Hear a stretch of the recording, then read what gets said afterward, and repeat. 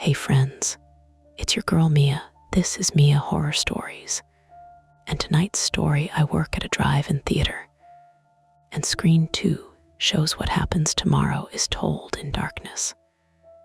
The screen will stay black, so you can simply listen, imagine, and feel every moment without distraction. Trust me, the build-up matters, and the ending is where the real chill hides. So don't look away, and don't leave early. The first thing wrong with screen 2 was the rain. Not real rain. The sky over central Pennsylvania was clear enough to show every weak star that survived the glow from Harrisburg. But on the screen, behind the closing credits of an old monster movie, rain streaked sideways across a road I recognized.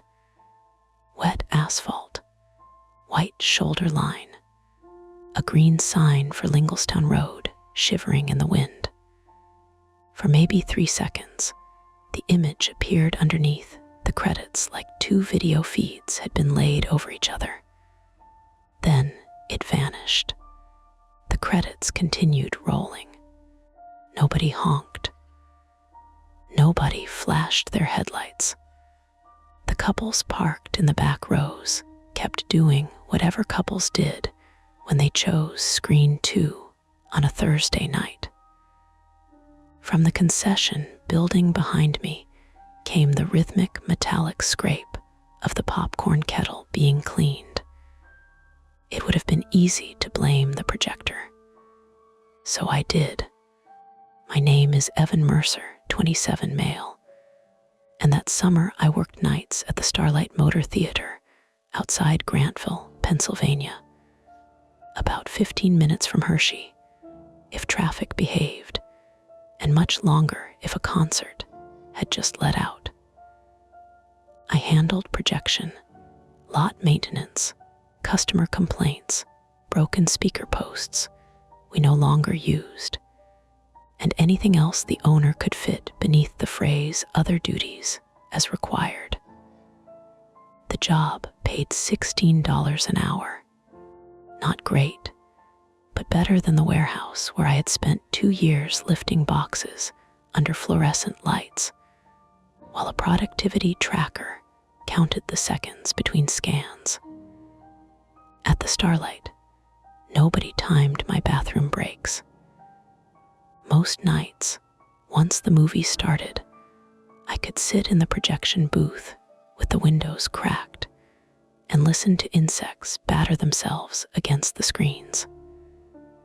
I needed the money because I was trying to move out of my mother's basement before I turned 28.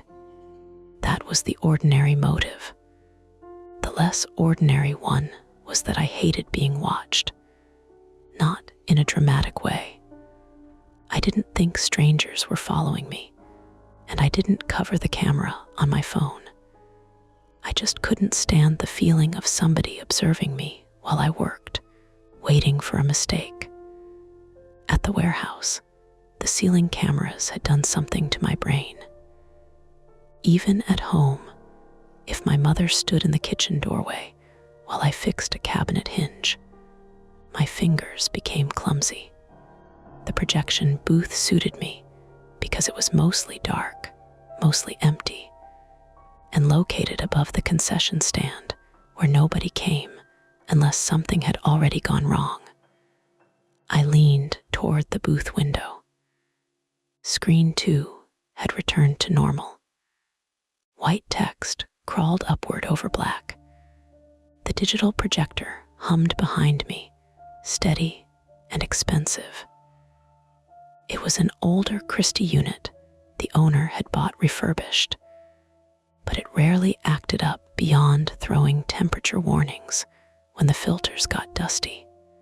I checked the playback monitor, normal credits. I dragged the timeline backward 20 seconds. The road did not reappear. That bothered me more than the image itself. A glitch should repeat if the source file contained it. If it came from the projector, rewinding might not reproduce it, but there should have been something in the logs.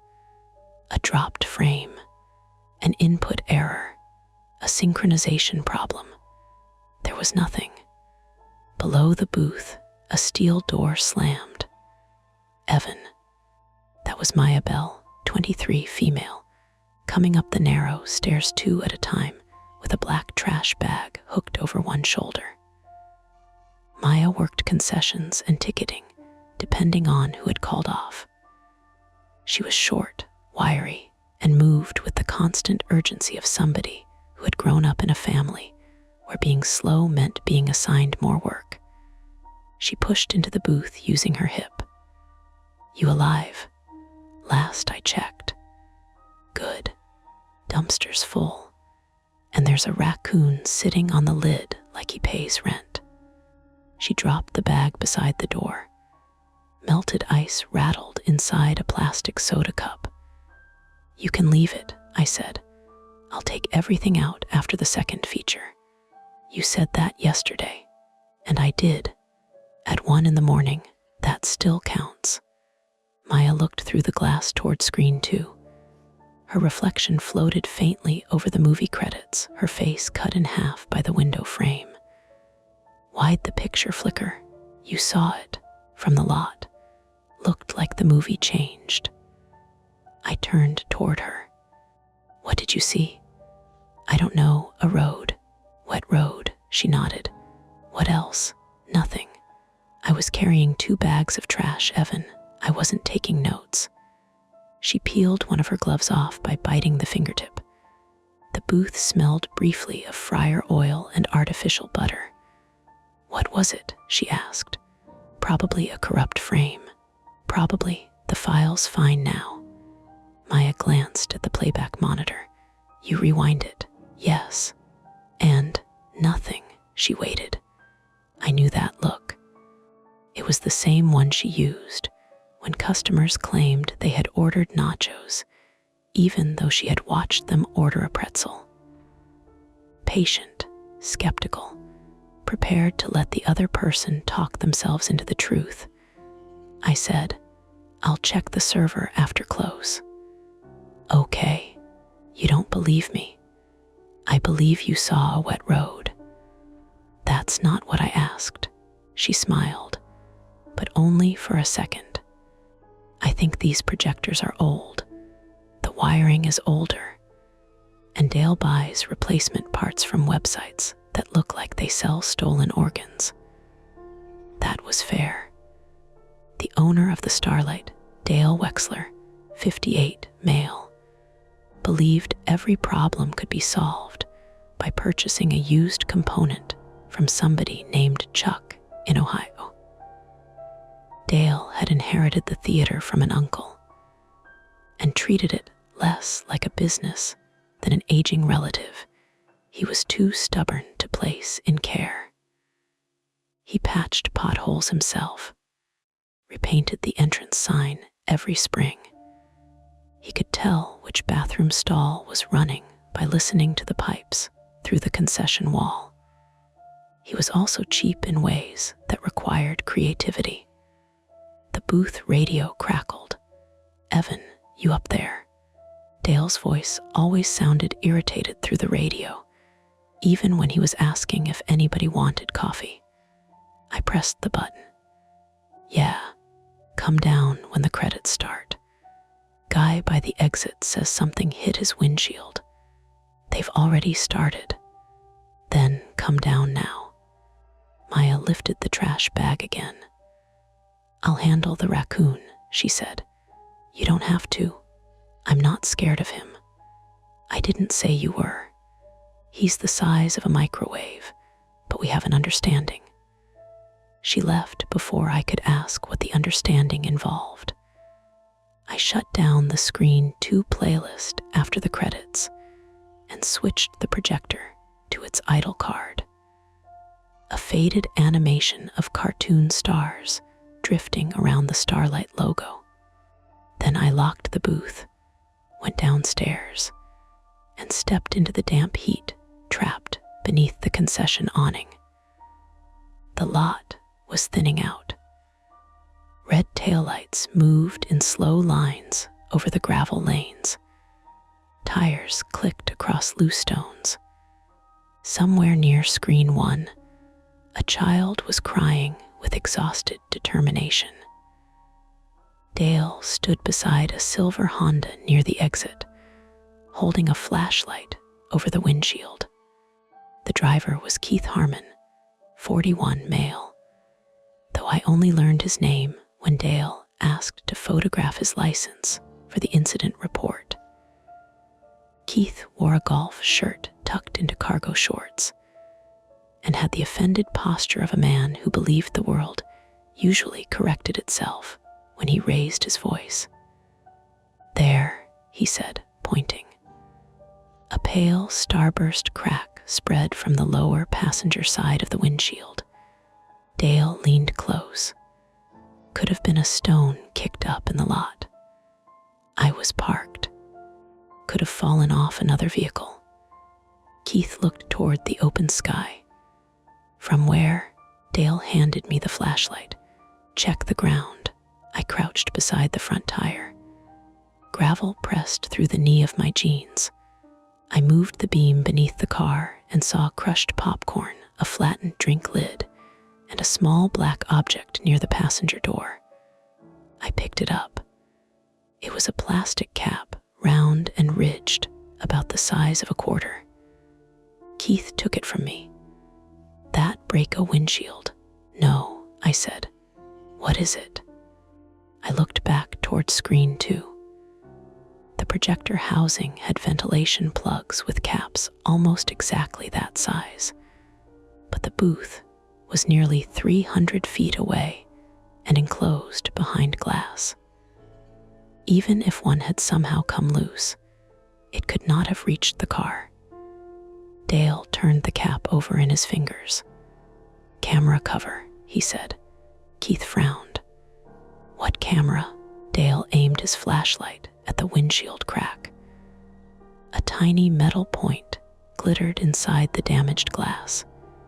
He used the edge of his key to pry it loose. It was a screw, short, black, the kind used in electronics housings. Dale's expression tightened. "Maybe something came off the screen tower," he said. Screen 2 stood on a steel frame behind a low-maintenance fence.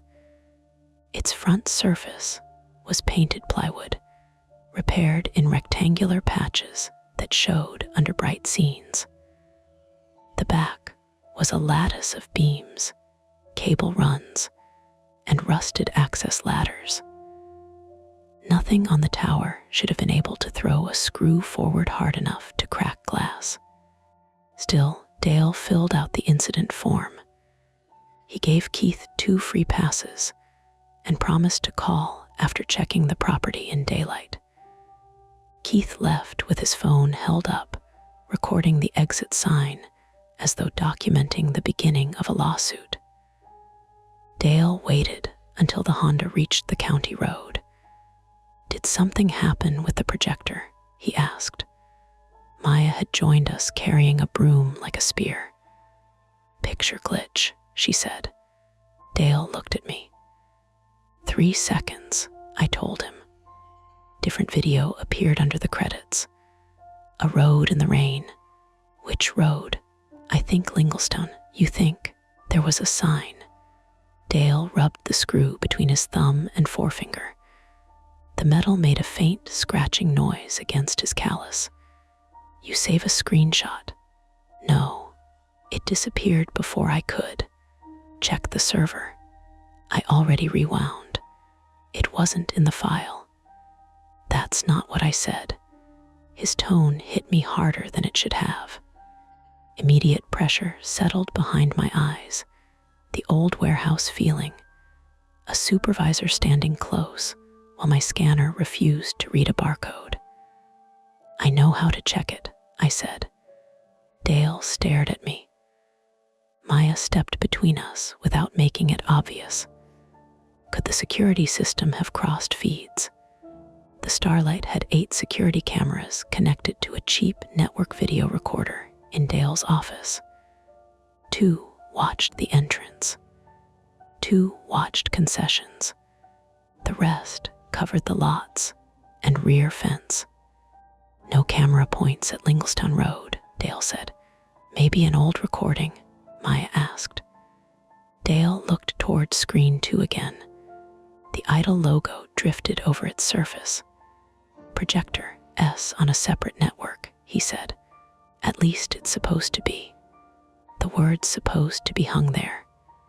A diesel engine growled behind the screen. We all turned. Headlights moved through the narrow service lane beyond the maintenance fence, visible in flashes between the steel supports. A pickup truck traveling slowly. That gate should be locked, Dale said. He started walking before either of us answered. The service lane ran along the rear boundary of the theater and connected to an old access road used by utility crews. The gate was secured with a chain and combination lock after sunset. Only Dale and I had the code. We followed him across the lot. The smell changed behind screen 2.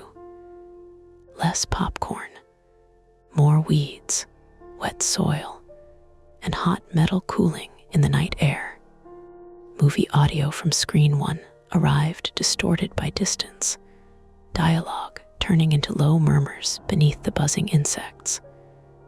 The truck was gone by the time we reached the gate. The chain lay on the ground, not cut, unlocked. Dale picked it up and examined the combination lock. You opened this today?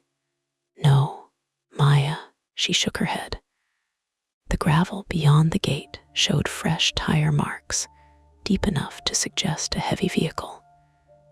They led inward toward the rear of screen 2, then curved back toward the access road. Dale pointed his flashlight along the tracks. Near the base of the screen tower sat a rectangular equipment cabinet. Its door was open by 2 inches. I had checked that cabinet earlier. I was almost certain I had. Inside were network switches, electrical controls, and the wireless transmitter that sent audio to car radios. None of it was supposed to connect to the projector booth except through a buried data line. Dale stopped a few feet from the cabinet. Evan, he said quietly, did you leave that open? No, the certainty in my voice surprised me. Maya moved closer to me, not touching, but near enough that I could hear her breathing over the insects. Dale reached for the cabinet handle. Don't, I said. He paused. I did not know why I had said it. Maybe because of the windshield. Maybe because the screw looked like it belonged inside that cabinet. Maybe because the gate had been opened by somebody who knew the combination or had watched one of us enter it. Dale lowered his hand. From inside the cabinet came a soft electronic click, then another. A cooling fan spun up. At the same moment, screen 2 went black behind us. The idol logo disappeared. For one long second, the lot was lit only by Dale's flashlight and the orange glow from the concession building. Then a new image appeared on the screen. A fixed camera view. Gray daylight. Rain falling across the starlight entrance. The timestamp in the lower right corner was blurred, unreadable from where we stood. A vehicle waited beneath the marquee, its brake lights glowing. Maya whispered, "Is that one of our cameras?" Dale did not answer. The image lasted less than 2 seconds. The screen returned to the drifting stars. Nobody moved. Dale raised the flashlight toward the cabinet again. "We can shut everything down," Maya said. "Right now. Kill the breakers, call the police, let them check the lot." Dale looked at the open cabinet, then at screen 2. If somebody accessed the network, he said, they may still be here. We just watched them drive away, I said, or we watched one vehicle drive away. The old pressure returned behind my eyes, but this time it came with something sharper, an awareness of the darkness between the screen supports, the parked maintenance trailer, the storage shed with its broken rear latch. Every place a person could stand without being seen. Dale held out the flashlight to me. You know the system better, he said. Check the cabinet. Maya caught my sleeve. We should call first, she said. Dale already had his phone in his hand, but he had not dialed. The three of us stood behind screen 2 with the equipment fan humming inside the open cabinet and fresh tire tracks ending at our feet. We had a simple choice. Back away, lock ourselves in the concession building, and tell the police somebody might have tampered with the theater's network, or open the cabinet and find out what had been connected to it before whoever entered the property had time to come back for it. Dale looked at me. Maya's grip tightened on my sleeve. On the other side of the screen, the cartoon stars kept drifting in slow circles, bright enough to throw our shadows across the gravel. Dale made the decision by handing me the flashlight. That was how he did things. He turned a choice into a task, and once the object was in your hand, refusing felt dramatic. Just look, he said. Don't touch anything until you know what you're looking at. Maya still had 2 fingers hooked into my sleeve. Police first, she said. And tell them what? Dale asked. Somebody opened a cabinet. Somebody opened the gate, drove onto private property, and tampered with equipment. We don't know they tampered with it. The screen just showed a camera feed it shouldn't be able to show. Dale lowered his voice. And if I tell dispatch that, what do you think they're going to hear? Maya let go of me. Probably the words you said. The equipment fan whined behind the cabinet door, gathering speed. It sounded too small to be threatening, like the cooling fan in a desktop computer. But out there, behind the screen, it became the only steady noise. Even the insects seemed to pulse around it. I moved closer. The cabinet was waist-high, gray steel, bolted to a concrete pad. Rain had left rust trails beneath the hinges, even though it had not rained in nearly a week. I put the flashlight beam through the narrow opening. Wires, switches, the familiar green blink of network ports, and something unfamiliar mounted beneath the audio transmitter. Dale. He came up beside me. Maya stayed a few feet back, watching the service lane. The new device was black, roughly the size of a paperback book, held in place with 2 strips of silver tape. 3 cables fed into it. One came from the network switch. Another disappeared through the rear wall of the cabinet. The third was a thin black power cord attached to a cheap adapter. A small antenna protruded from one side. Dale stared at it. That yours? I asked. No, you sure? Yes, I'm sure. You buy anything from Chuck lately? This isn't from Chuck. The certainty in his voice was almost offended. Maya stepped closer. Can it record? Anything can record, Dale said. That's comforting. I crouched in front of the cabinet, careful not to touch the metal. The beam shook slightly in my hand. I told myself it was from holding the flashlight awkwardly, but I knew what it was. Dale and Maya were behind me. The open lot was behind them. Somewhere beyond the screen supports, somebody could have been watching all 3 of us stare at their device. The thought made my shoulders tight. Could it send video to the projector? Maya asked. Maybe, I said, if it's bridging the networks. English. It could be acting like a doorway between systems. Can you unplug it? Dale answered before I could. Not yet. Maya looked at him. Why not? Because if it's storing anything, cutting power could wipe it. Or it could stop whatever it's doing. Dale took out his phone and opened the camera. Pictures first. He photographed the device, the wiring, the inside of the cabinet door, and the tire tracks. The phone flash bounced off the steel and made our shadows jump against the back of screen 2. I noticed a pale mark in the gravel beside the concrete pad. A footprint. Not a full print, just the front half of a work boot pressed into the dust. Broad tread. A small triangular notch missing from the outer edge. Dale. He photographed that too. Maya aimed her own phone toward the ground. There are more. The tracks moved away from the cabinet toward the screen supports. We followed them with our lights.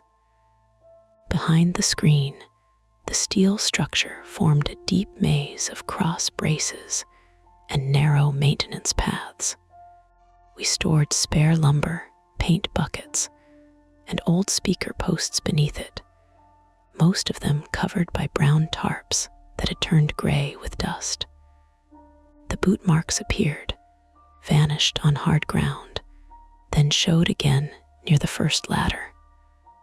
One rung had fresh mud on it. Dale pointed his light upward. The ladder climbed 40 feet to a maintenance walkway behind the upper half of the screen.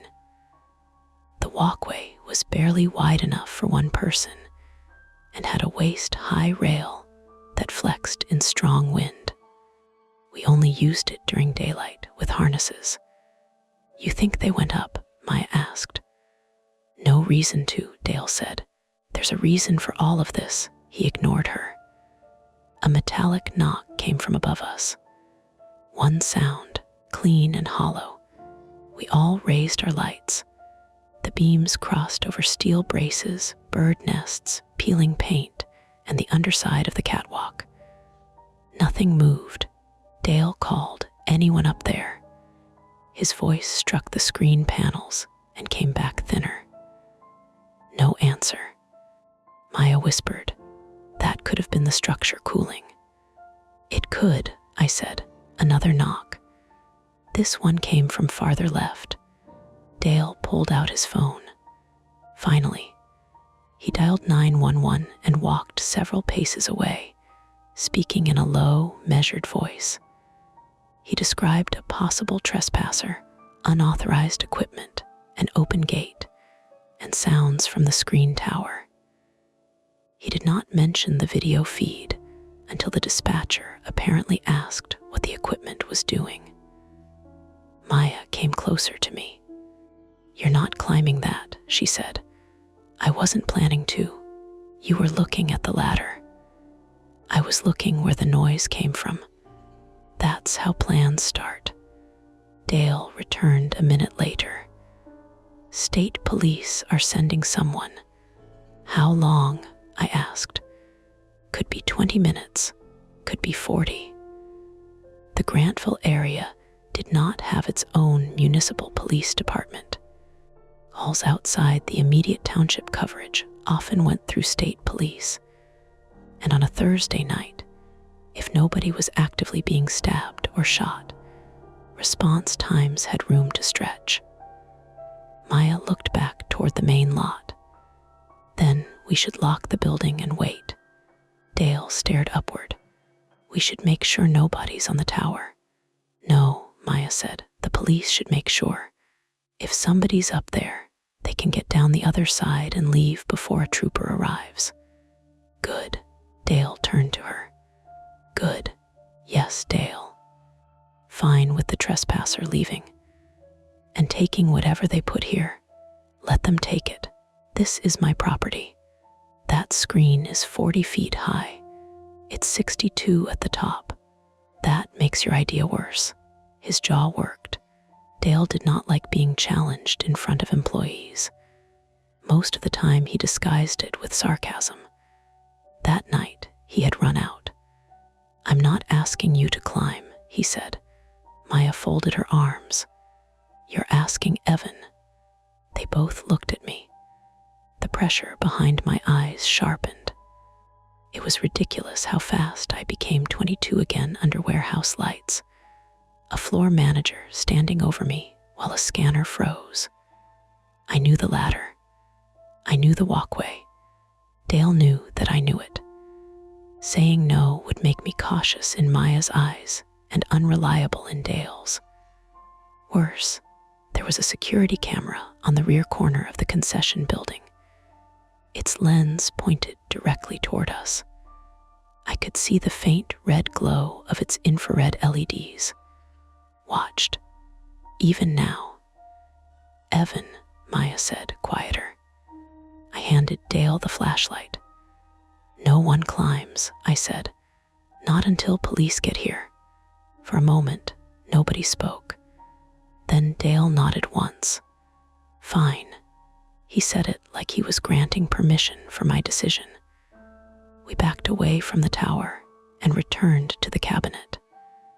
Dale wanted to stay near the device. Maya wanted to wait inside.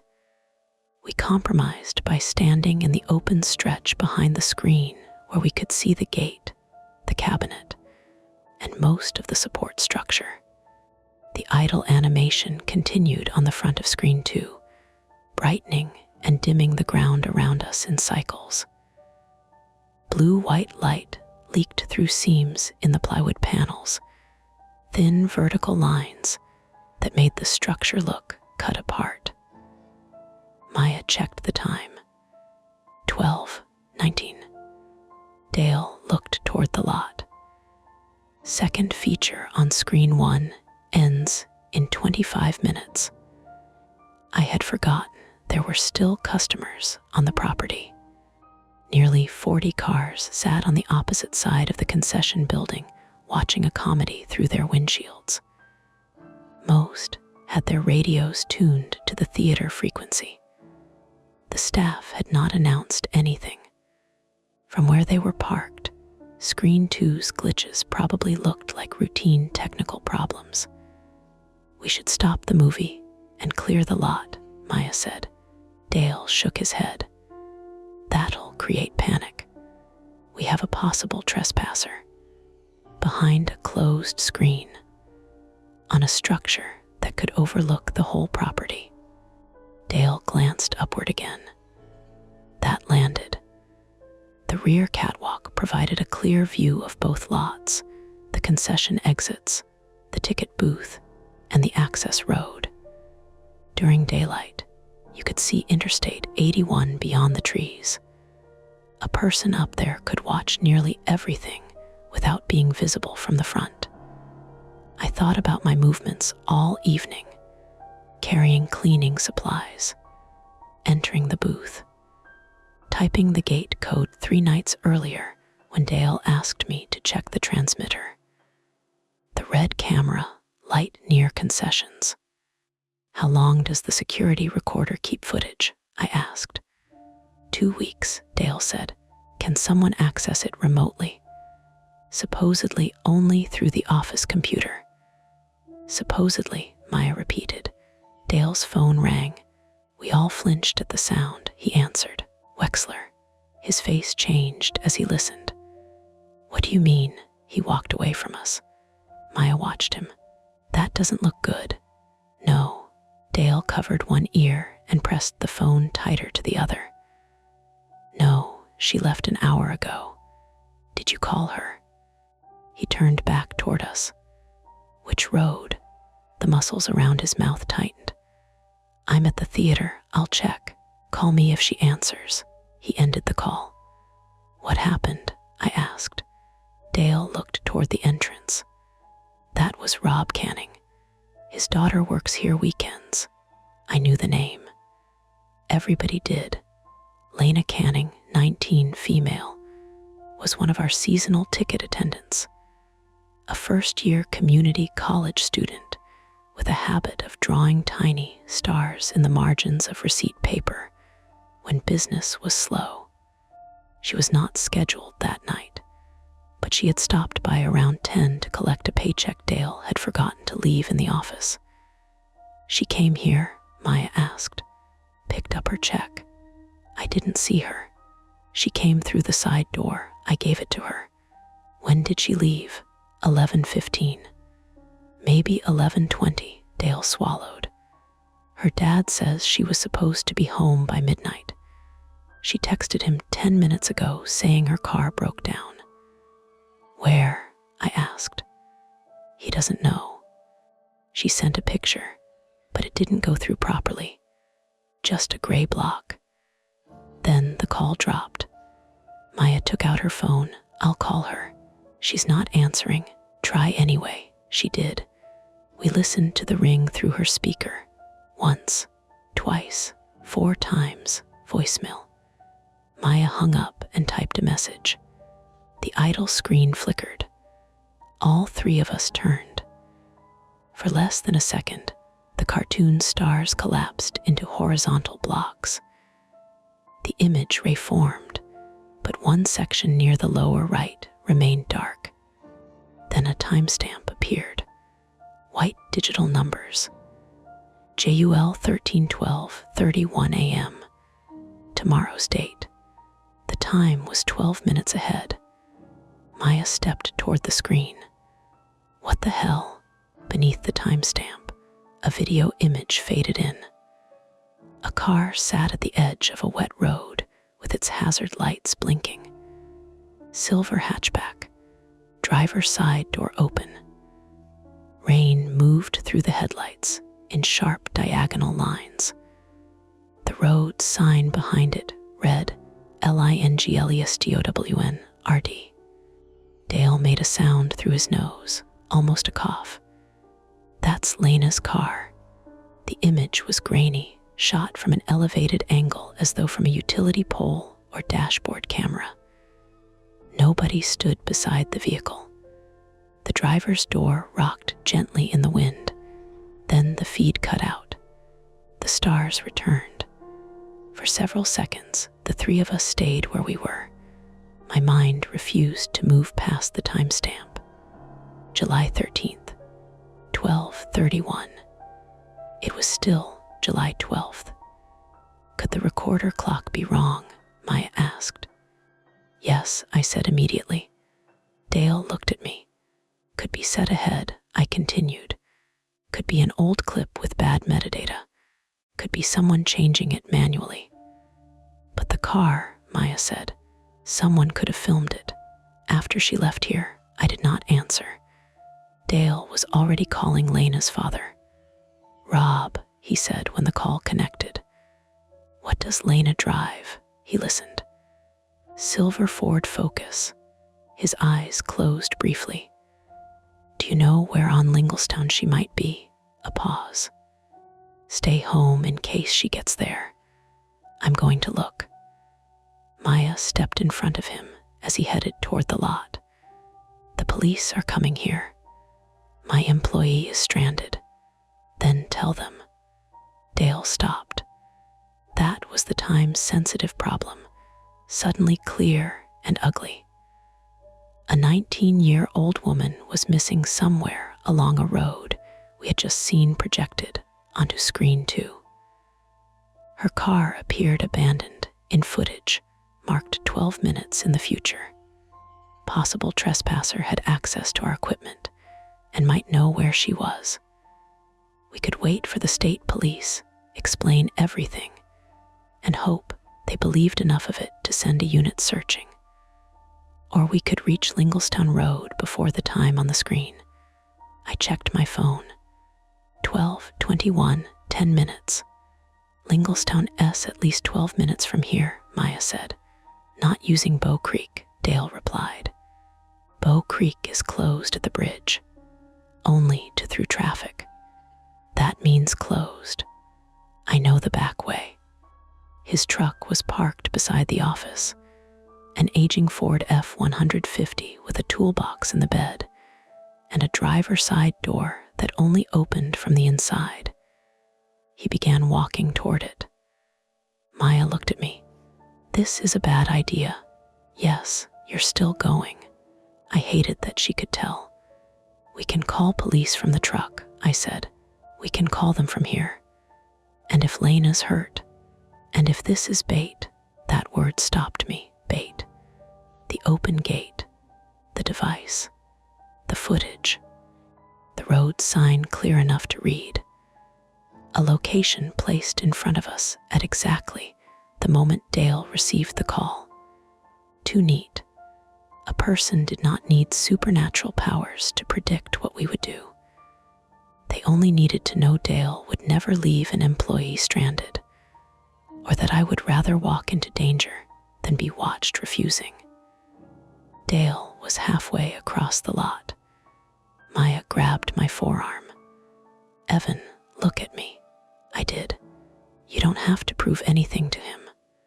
"I'm not. You are." Behind her, the cabinet fan abruptly stopped.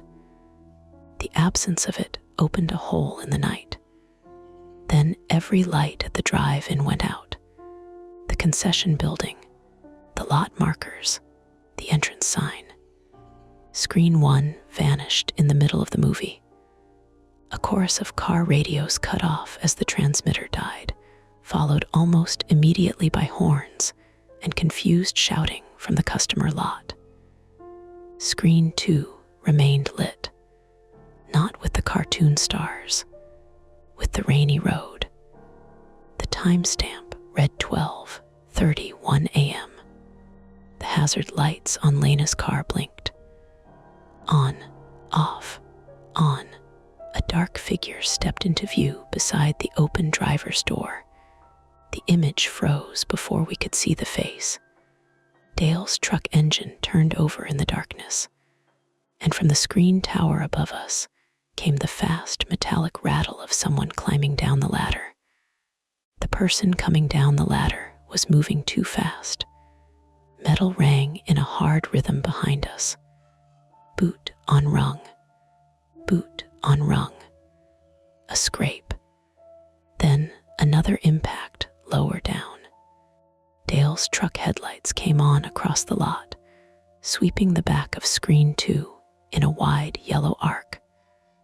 For 1 second, the steel braces through a cage of shadows over the gravel. Maya pulled me behind the equipment cabinet. "Police," she said. "Call them again." I already had my phone out. No signal, not no service exactly. One bar appeared, vanished, then came back without data. The outage had knocked out the theater's Wi-Fi and maybe the nearby cellular repeater, though I did not know enough to say. My call showed connecting and stayed there. The latter noise stopped. That was worse. Dale leaned out of his truck window. "Get in," Maya shouted. "Someone S on the tower." "I know." A shape dropped from the lowest 6 feet of the ladder. It landed badly. There was a grunt, followed by a metallic crash as something struck one of the stored speaker posts. Dale hit the high beams. The figure staggered into the light with both hands raised. Not an intruder. It was Caleb Dunn, 34, male, our part-time maintenance contractor, though nobody had called him that night. Caleb was broad across the shoulders, with a shaved head and a reddish beard that always looked 2 days past neat. He wore a dark work jacket despite the heat. Blood ran down the left side of his face from a cut above his eyebrow. "Don't hit me," he said. Maya's breath came out all at once. Dale climbed from the truck. "What the hell are you doing here?" Caleb looked toward the gate. "Someone locked me up there." The terror had a plain explanation after all. Caleb had been the person on the tower. That did not make anything safer. I stepped from behind the cabinet. "Who? I don't know." You came in through the service gate, Dale asked. Caleb wiped blood from his eye with his sleeve. It was open. When? Maybe 40 minutes ago. Why were you here? Caleb hesitated. Dale noticed. Why? You texted me. I didn't. Caleb took out his phone. The screen was cracked at one corner. He opened a message thread and held it up. The text came from Dale's number. Screen 2 transmitter is cutting out. Need you tonight. Use back gate. Sent at 11:36 p.m. Dale stared at the message. I never sent that. Caleb scrolled. A second text had followed 3 minutes later. Code is 417. Maya looked at Dale. That's the gate code. Dale did not answer. It was. The message did not prove Dale's phone had sent anything. Numbers could be spoofed. Messaging accounts could be compromised. But whoever had summoned Caleb knew the code and knew he worked on the theater's equipment. What happened when you got here? I asked. I checked the cabinet. Door was already open. Caleb pointed to the black device inside. Saw that thing. Figured you de-installed a new bridge. I didn't, Dale said. I climbed to check the cable run. Halfway across the catwalk, the work lights went out.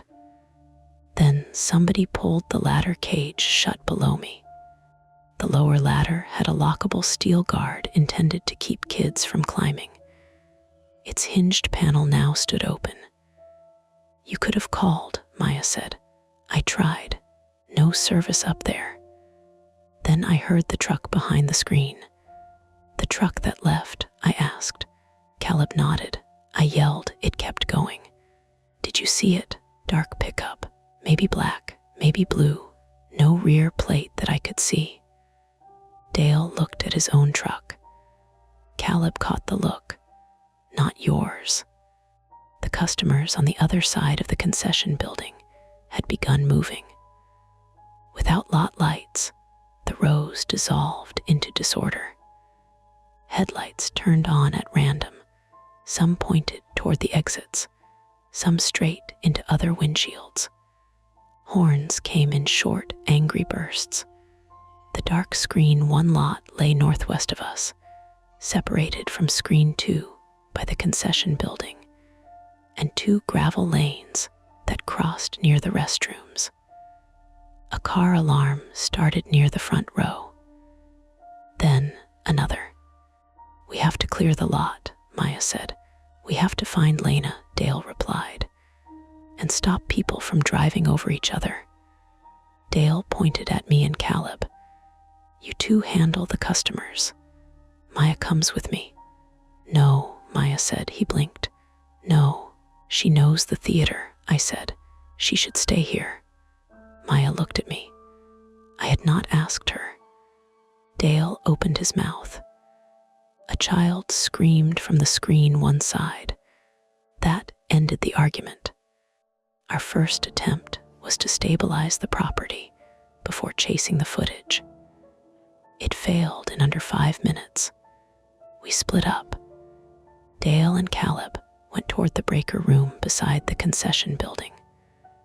Maya and I moved into the screen 1 lot with flashlights, directing cars to stay in their rows and wait. The theater's 2 exits were both on the eastern edge of the property, one near the ticket booth and one along the county road. In normal conditions, traffic flowed around the concession building in a wide loop. In darkness, everyone tried to reach the nearest opening at once. A minivan had stalled sideways in the center lane. Its driver kept turning the key, grinding the starter. Stop trying, I told him through the open window. Put it in neutral. We'll push you out of the lane. What happened to the power? We're checking. Are we getting refunds? Behind him, 3 cars leaned on their horns. Maya walked into the lane and raised both arms. Turn your engines off, she shouted. Nobody moves until this lane is clear.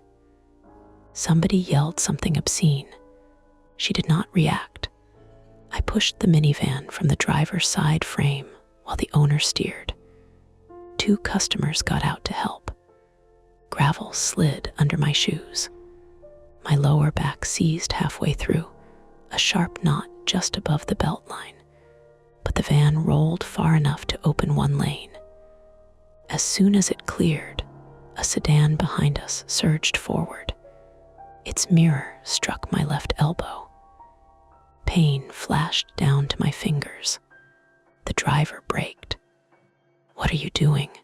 Maya slammed both palms against the hood. "Stay stopped." The man inside shouted through the glass. "Get out of the road."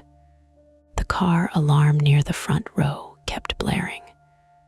Then, the theater's emergency lights flickered on inside concessions. A thin green glow appeared over the doors. Dale emerged from the breaker room and waved us back. "The main disconnect was pulled," he said when we reached him. "Pulled?" Maya asked. "Manually." The breaker room was a cinder block enclosure attached to the west wall of concessions. Its door had been forced. The latch plate hung crooked, and fresh splinters lay on the concrete. Caleb held up a tire iron. "Found this behind the transformer cage." It was not ours. Dale reset the main disconnect, but the power did not return. "Utility feed is still dead," Caleb said. "Either a line fault or somebody opened the upstream cutout." "Can you fix it?" I asked. "Not safely in the dark. Not without the utility company." "So the projector," Caleb glanced toward screen 2, still glowing over the lot. "Running from somewhere else.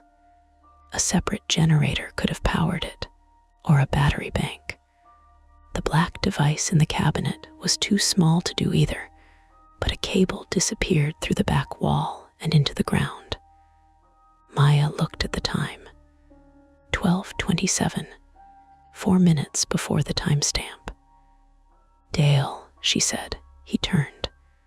"If we're going after Lena, it has to be now." Dale called 911 again from the landline in the office. This time he got through.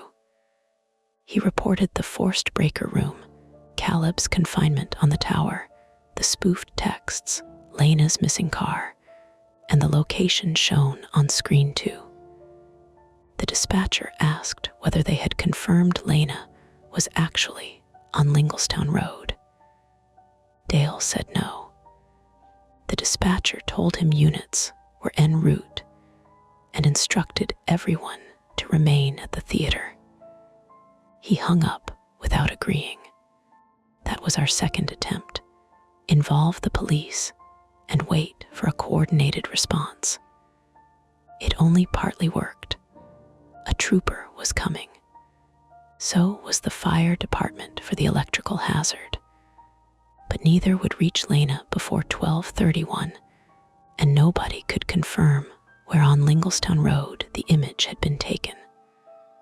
The road ran west from the edge of Harrisburg through lower Paxton Township, with commercial stretches, wooded bends, side streets, and several low areas that flooded during storms. The screen had shown a green road sign, but no intersection. Caleb wiped more blood from his face. There's one place the road dips next to a drainage pond, camera pole on the north side. How do you know? I asked. Worked a collision there last winter. Guardrail by a utility access lane. Dale grabbed his keys. Maya blocked the office door. You heard dispatch. I heard her. You're leaving 40 customers here with no lights. Caleb can manage them. Caleb laughed once. I can barely see out of this eye. I'll stay, Maya said. Evan goes with you. There it was again. Other people deciding where I belonged. My elbow throbbed from the mirror strike. I could move my fingers, but the joint was already swelling under my sleeve. Sweat had dried cold along my spine. My body wanted a chair, water, 5 minutes without anyone asking me to choose. I looked through the office window. Screen 2 still showed the wet roadside. The timestamp changed. 12:28. Not a frozen video then, or someone was updating it.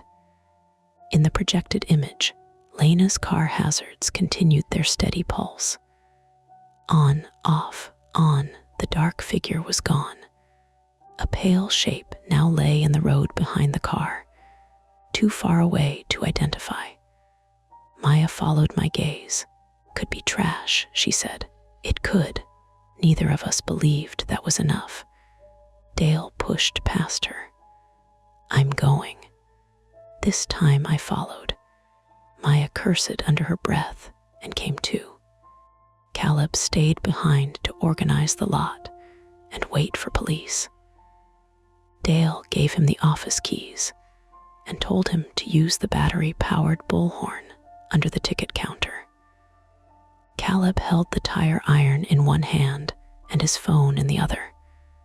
Send your location continuously, he told us. No signal, Dale said. Then turn it on anyway. It'll update when you catch one. We took Dale's truck because it sat closest to the exit. The passenger door did not open from outside, so Dale climbed in first and shoved it open for Maya. I squeezed into the narrow rear bench behind them, my knees against the seatback. The cab smelled of old coffee, vinyl, and the sweet chemical scent of windshield washer fluid. As we pulled away, screen 2 changed again. A second camera angle appeared, lower than the first, closer to the car. The pale shape in the road was not trash. It was a person wearing a Starlight employee jacket. The image vanished before we could see the face. Maya twisted around to look at me. I was wearing mine. So was she. Dale was not. We reached the eastern exit at 12:29. A line of customer cars blocked it. Dale leaned on the horn, then cut left across the grass shoulder beside the ticket booth. The truck bounced hard over a drainage rut. My injured elbow struck the window and sent a nauseating wave into my shoulder. Slow down, Maya snapped. We have 2 minutes. To what? Dale did not answer. We turned south onto the county road, then west toward Bow Creek Road. The legal route to Linglestown would have taken us toward Route 22 and back through heavier traffic. Dale's shortcut cut through a narrower rural stretch south of the interstate. The sky remained clear. That mattered. The footage showed rain. No storm had been forecast, and no clouds covered the stars above us. The road was dry enough that dust lifted behind the truck. Maya noticed too. It's not raining. Old footage, I said, of Lena's car. Could be a hose, sprinklers, water on the lens. On the whole road, I stopped answering. Dale accelerated. Bow Creek Road narrowed between trees. The center line disappeared in places where the pavement had been patched. We passed a horse farm, then a closed landscaping yard with stacked pallets along the fence. The farther we got from the theater, the weaker my phone's signal became. At 12:31, nothing happened. No call, no message, no sudden rain. For 10 seconds, the tension inside the truck loosened just enough to hurt. Then Lena's phone called Dale. He answered through the truck speakers. Lena, static filled the cab. A faint sound moved beneath it. Breathing. Lena, where are you? The breathing stopped. A man's voice said, "You missed it." The call ended. Dale nearly drove off the road. He corrected too sharply. The truck fishtailed across the center line, tires spitting gravel from the shoulder. Maya braced against the dashboard. My forehead struck the back of her seat. "Stop the truck," she said. "I'm fine." "Stop." He did not. She turned toward me. "Did you hear that clearly?" "Yes." "Same voice as anyone we know?" "No." Dale gripped the steering wheel with both hands. His knuckles had gone pale. We reached the closed bridge 3 minutes later. Concrete barricades blocked both lanes where Bow Creek crossed a narrow tributary. The bridge deck beyond them had been removed in the center, leaving a dark gap above the water. Dale braked hard. The seat belt caught my shoulder. "You said we could get through," Maya said. "We could last week." The closure signs had been moved farther back, but the barricades were new. Fresh reflective tape shone in the headlights. Dale threw the truck into reverse. Then headlights appeared behind us. A dark pickup stopped across Bow Creek Road, 50 yards back. It angled sideways, blocking the only route out. For several seconds, neither vehicle moved. Maya whispered, "Is that the truck from the theater?" Could not see a plate. The driver killed the headlights. Darkness swallowed the vehicle, except for the faint outline of its roof against the sky. Dale reached beneath his seat and pulled out a heavy flashlight. "Stay here." Maya grabbed his wrist. "Absolutely not." A loud pop came from the rear of our truck. The body dropped on one side, rear tire. Dale cursed. I looked through the back glass. Something glinted on the pavement behind us. A strip of metal teeth stretched across the lane, connected by black cord. A homemade spike strip. The other truck's door opened. Nobody got out, not yet. Dale locked the doors. "We call police," Maya said. I checked my phone. No service. Dale's phone showed the same. The bridge gap lay 20 yards ahead. The blocked road lay behind us. Dense trees pressed close on both sides, with a steep drainage ditch to the north and a chain-link fence around private land to the south. We were trapped in the narrowest part of Bow Creek Road. Then screen 2 appeared on my phone, not through an app. The video opened by itself in the browser, filling the screen. The theater lot was shown from above. Caleb stood near the concession building, waving cars toward the exit. A figure moved behind him carrying a tire iron. The timestamp read 12:47, 14 minutes ahead. At the bottom of the image, white text appeared, "Come back alone." I showed Maya. Her face tightened. Dale looked over his shoulder. Behind us, the dark pickup's interior light came on. Person sat in the driver's seat wearing a Starlight employee jacket. Then the truck rolled backward, turned, and disappeared around the bend. The road was open again, but Dale's rear tire was flat, and as he tried to reverse away from the bridge, the engine sputtered once and died. He turned the key. The starter clicked. Nothing else. A thin ribbon of smoke began rising from beneath the hood. Maya reached for her door. Out, now. We climbed from the truck. The smell hit immediately, hot insulation and gasoline. Dale opened the hood, then jumped back as a small orange flame licked along the wiring near the battery. He swung the flashlight at it, uselessly. I ran to the truck bed for the extinguisher.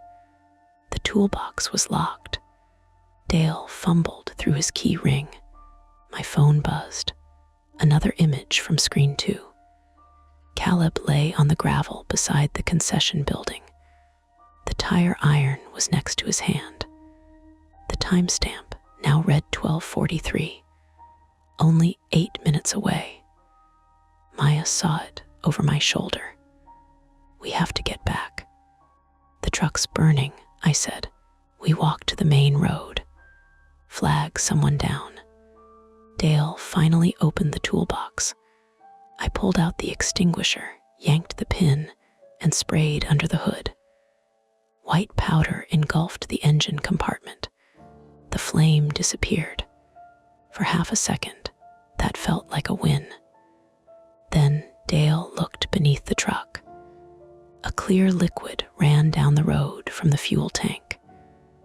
The spike strip had not only destroyed the tire, one of its teeth had punctured the tank. Gasoline streamed toward the bridge barricade and pooled along the edge of the pavement. The extinguisher hissed empty in my hands. From the woods south of the road came the sound of a phone ringing. Lena's ringtone. We all recognized it, a bright 3-note chime she used at work and never silenced. It rang again, deeper among the trees. Dale stepped toward the sound. Maya caught his jacket. That's what they want. What if she's there? What if she is? The ringtone stopped. A woman screamed once. Close. Dale tore free and climbed over the chain-link fence. Maya shouted his name. He dropped into the brush on the other side and vanished between the trees. The smell of gasoline thickened behind us. My phone screen changed again. The future feed now showed Dale lying face down among wet leaves. Timestamp 12:39, 4 minutes ahead. Maya looked at the woods, then at the leaking truck, then back toward the miles of road separating us from the theater. Retreat was no longer a real option. Dale had gone into the trees. Lena might be there. Caleb might be in danger back at the Starlight. And somebody had arranged the road, the truck, the messages, and the images to split us exactly where there was no signal and no easy way out. Maya climbed the fence. I followed her. Behind us, gasoline continued running across the pavement toward the dead truck. Ahead, Dale crashed through the brush toward the sound of Lena's phone. Then, somewhere deeper in the woods, a vehicle engine started. Engine in the woods did not move away. It idled somewhere ahead of us, low and uneven, hidden behind the trees. Dale's flashlight jumped between trunks as he ran. Maya and I followed the crashing sound of him rather than the beam itself. The ground dropped sharply beyond the fence, covered in dead leaves that slid under our shoes. Thorn branches caught my jacket. My left arm had become almost useless below the shoulder, swollen from the car mirror and the impact inside the truck. "Dale," Maya shouted. He did not slow down. Lena's ringtone chimed again. 3 bright notes. Closer now. Dale veered right. "Wait," I said. Nobody heard me. The woods south of Bow Creek Road were not deep, but they were dense and uneven, boxed between the creek, a utility corridor, and the rear property line of a landscaping supply yard. Through the branches, I could see a faint rectangle of artificial light, maybe a vehicle interior or a work lamp. Then Dale disappeared. Not gradually. One step, he was running in front of us. The next, there was a hard crack, and his flashlight spun sideways through the leaves. Maya stopped just in time. A shallow drainage trench crossed the slope, hidden beneath dead brush. Dale lay at the bottom, twisted onto his right side. He made a wet, choking sound. We slid down after him. "Don't move," Maya said. "My leg." His left ankle had folded beneath him. The foot pointed outward at an angle that did not belong there.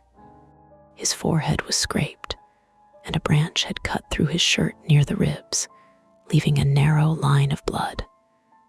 Maya crouched beside him. "Can you feel your toes?" "Don't touch it." "That wasn't my question." He tried to sit up and gasped.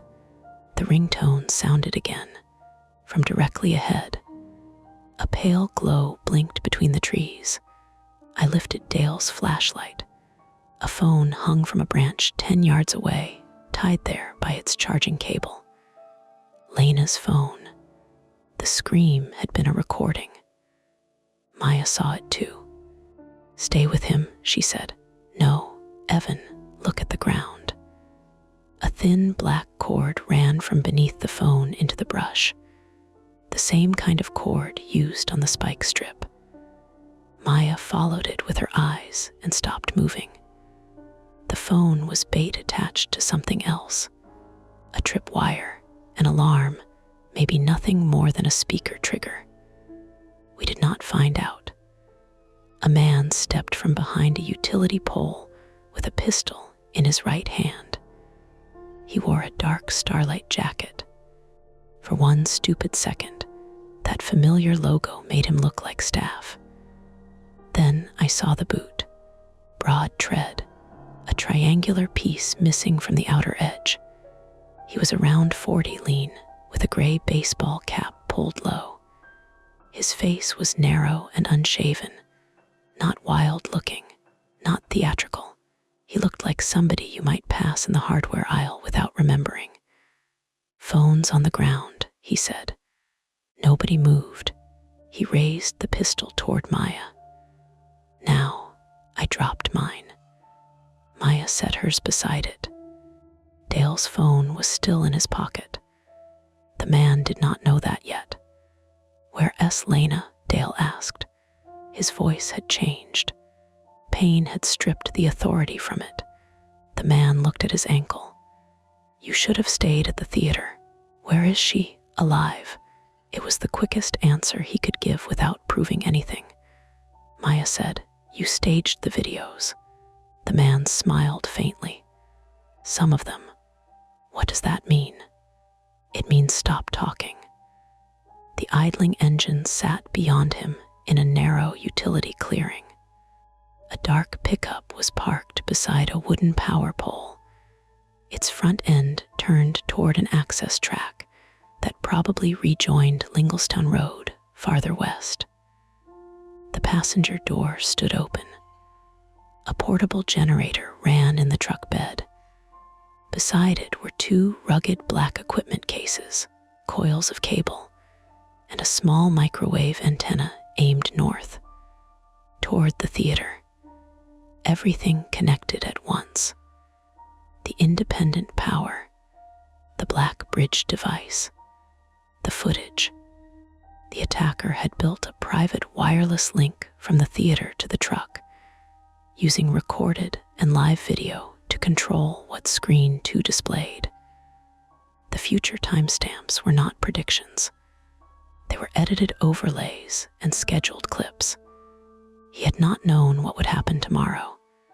He had known what he intended to make happen. "Move," he said. He pointed toward the clearing.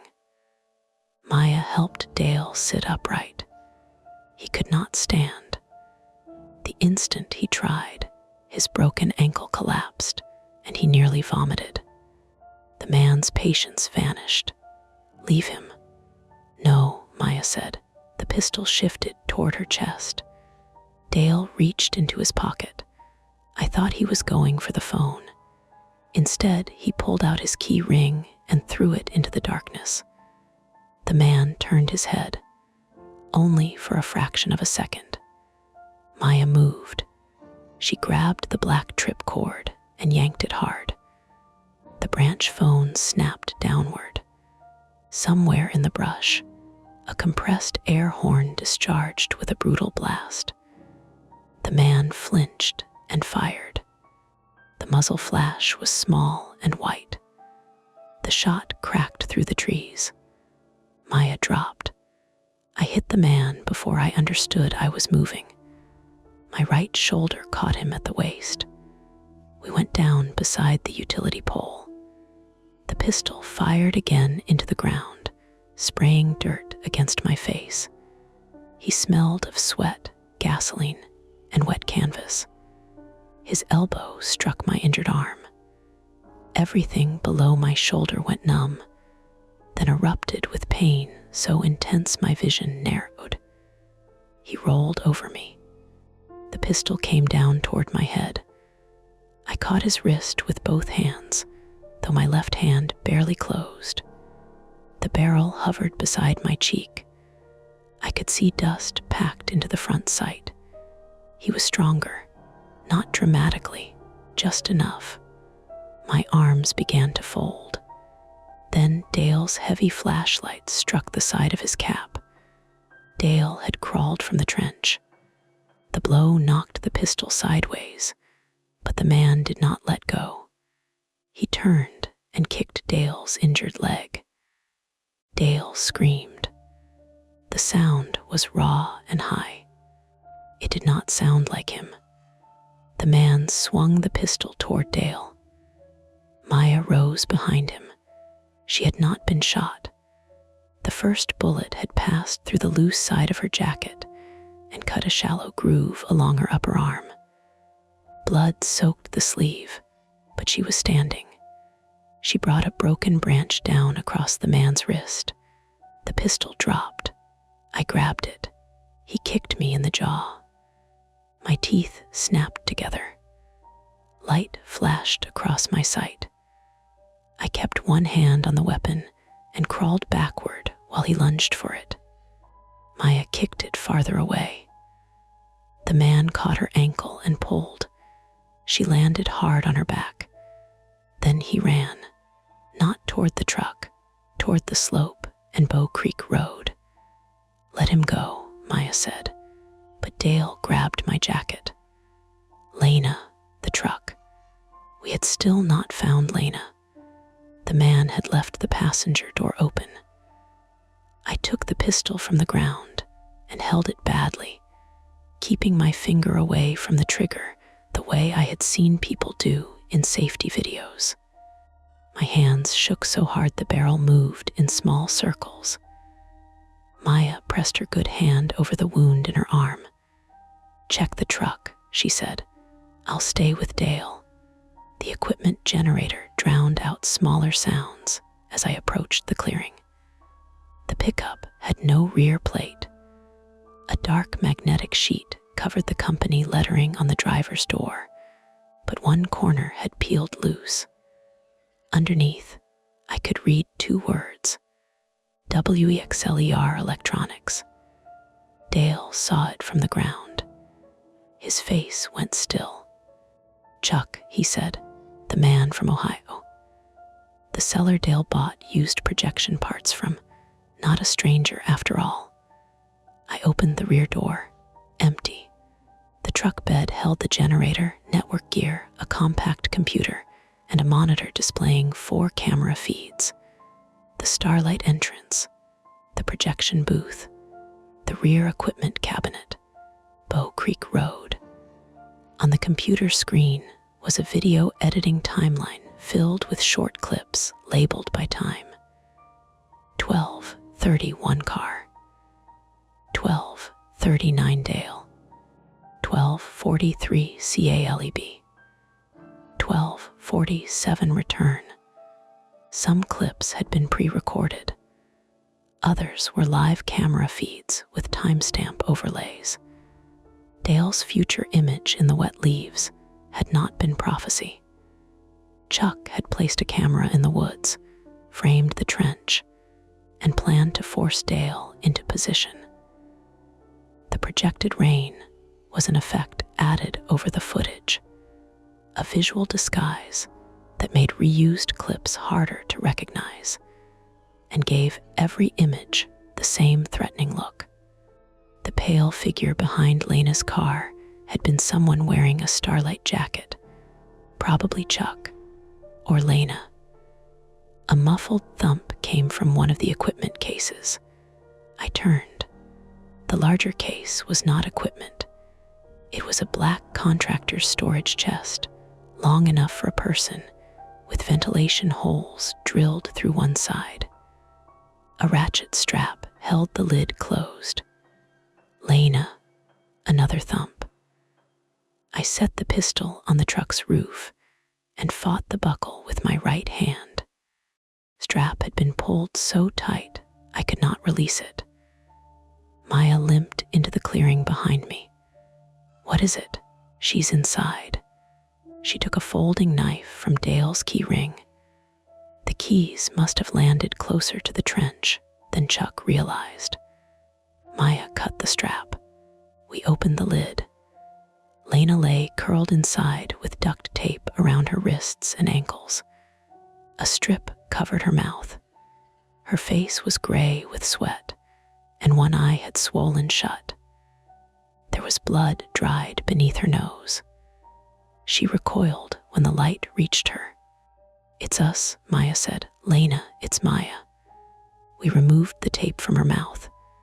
She inhaled too fast and began coughing. "He took my car," she said. "He made me call my dad." "Are you hurt?" "My head, I don't know." "Can you stand?" Lena nodded, then tried and failed. Her legs had been bent beneath her too long. Maya climbed into the truck bed and held her while circulation returned in painful waves. I looked at the monitor again. One camera showed Bow Creek Road. Chuck was approaching our disabled truck. He carried a red gasoline can.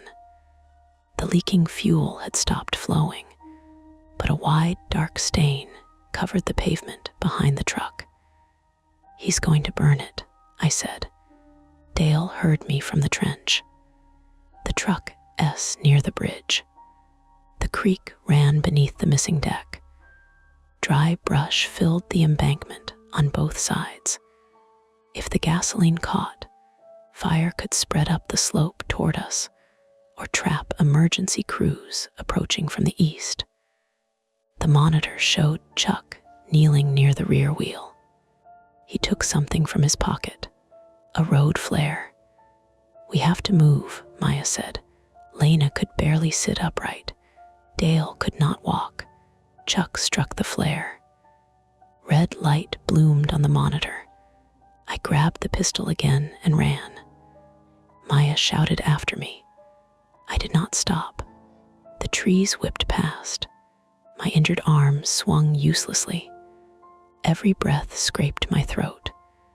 I reached the trench, crossed it badly, and climbed the slope using roots with one hand. Chuck stood beside the truck 20 yards away. Flare burned in his fist. "Drop it," I shouted. He turned. The expression on his face was not fear. It was calculation. He looked at the pistol, then at my stance, then at the distance between us. "You won't shoot," he said. He was probably right.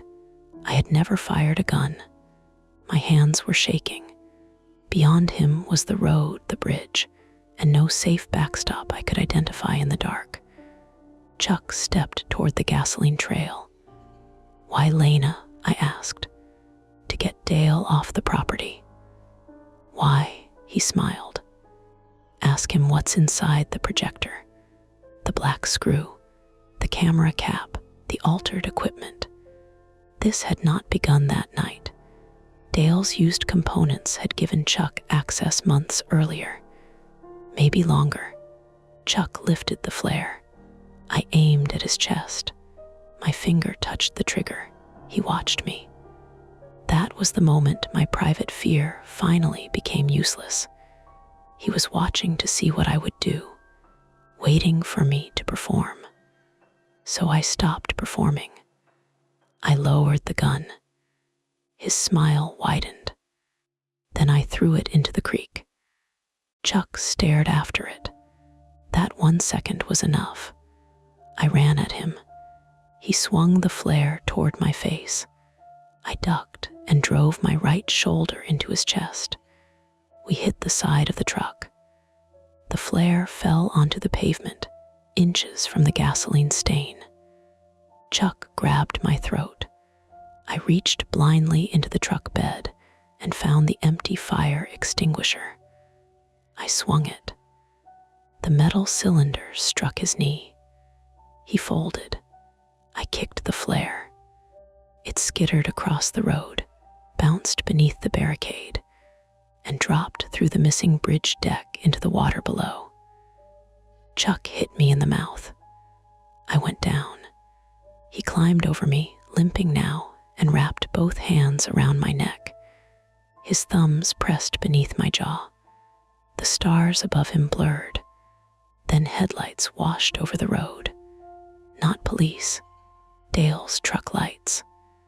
The dead engine had not restarted, but Maya had reached the cab and switched the electrical system on. The high beams blinded Chuck. A horn blared continuously. He released one hand to shield his face. I drove the extinguisher into his injured knee again. Something gave. Chuck rolled sideways, shouting. Maya came out of the trees carrying the tire iron from his pickup. She stopped 6 feet away. "Don't move." Chuck tried to stand. His left leg collapsed. Maya raised the iron. He saw that she meant it. This time, he stayed down. We did not tie him neatly.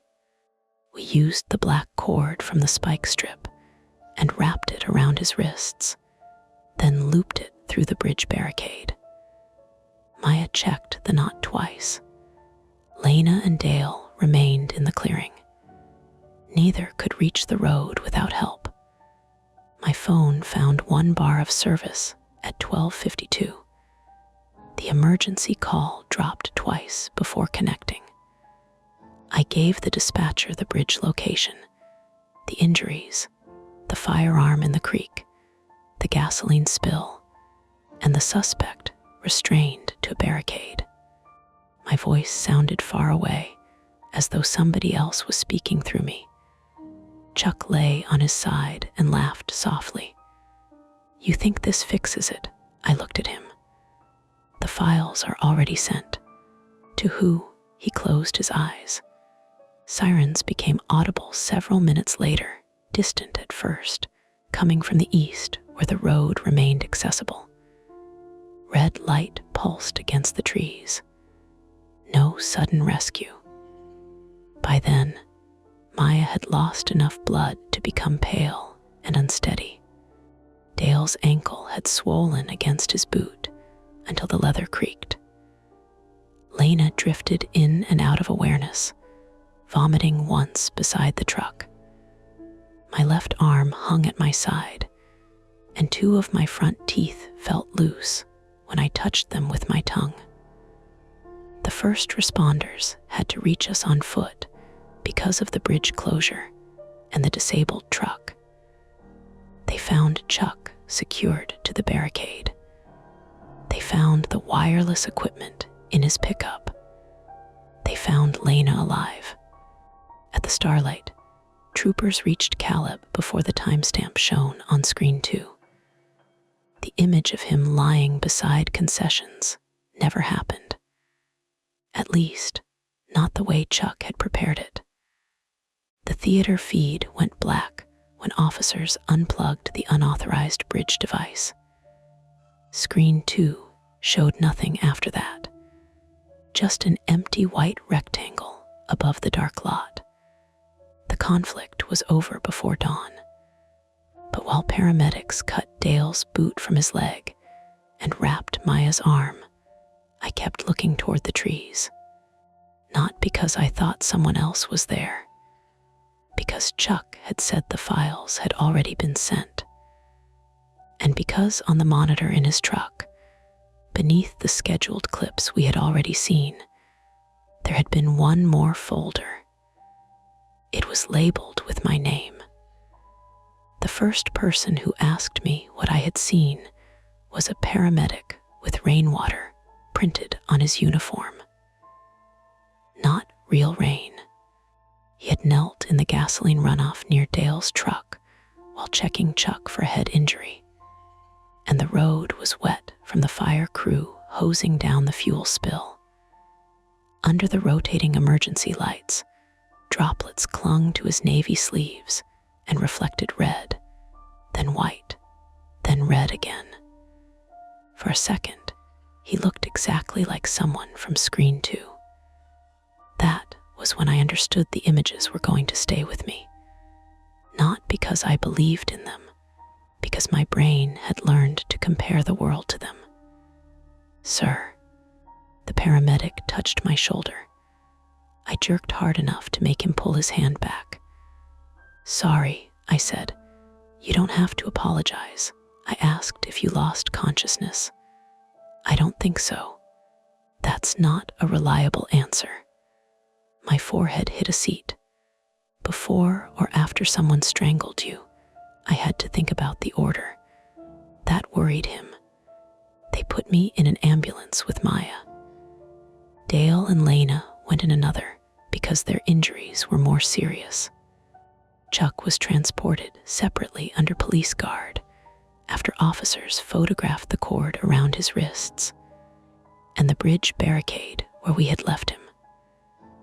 Maya sat across from me with her injured arm wrapped in gauze and pressed to her chest. The bullet had cut through skin and muscle along the outside of her upper arm without striking bone. The paramedic said it was lucky. Maya stared at him until he stopped using that word. The ambulance smelled of disinfectant, warmed plastic, and old sweat. Every cabinet latch clicked when we turned. My neck had begun to stiffen, and my left hand tingled from the fingertips to the wrist. "You okay?" I asked her. "No," she said it plainly. "Me neither. I know." The paramedic looked between us, but did not join in. At Penn State Health Milton S. Hershey Medical Center, the emergency department had the washed-out brightness of a place that expected people to lie about how much something hurt.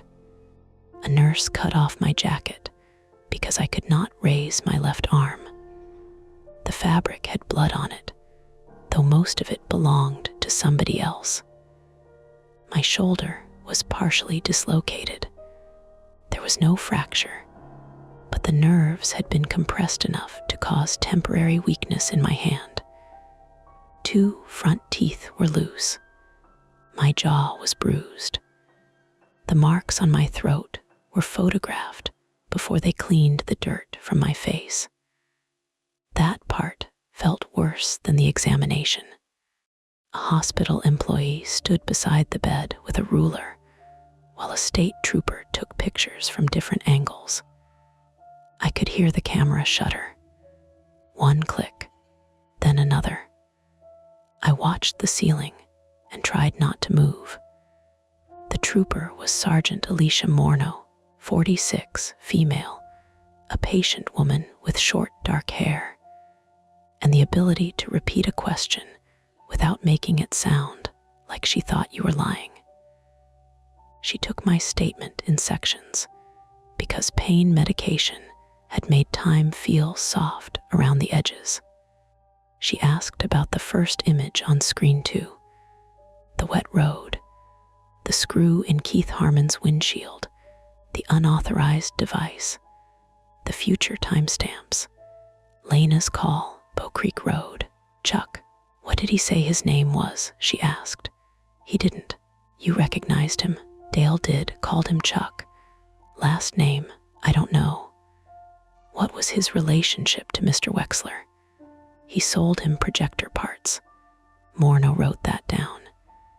"He said something about the projector," I added. "What exactly?" "Ask Dale what's inside it." She stopped writing.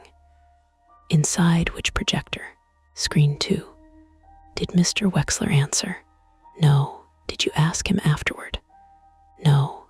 I thought about Dale in the other trauma room, his boot cut open on the floor, his foot bent wrong beneath a temporary splint. I had not asked. By dawn, investigators had a full name. Charles Vanek, 44, male, owned a small electronics resale and installation business outside Toledo, Ohio. Wexler Electronics was not his company. The magnetic sign on the pickup had been made to point suspicion toward Dale. Charles had sold equipment to dozens of independent theaters, churches, skating rinks, and school districts across 3 states. He repaired digital projectors, media servers, surveillance recorders, and network switches.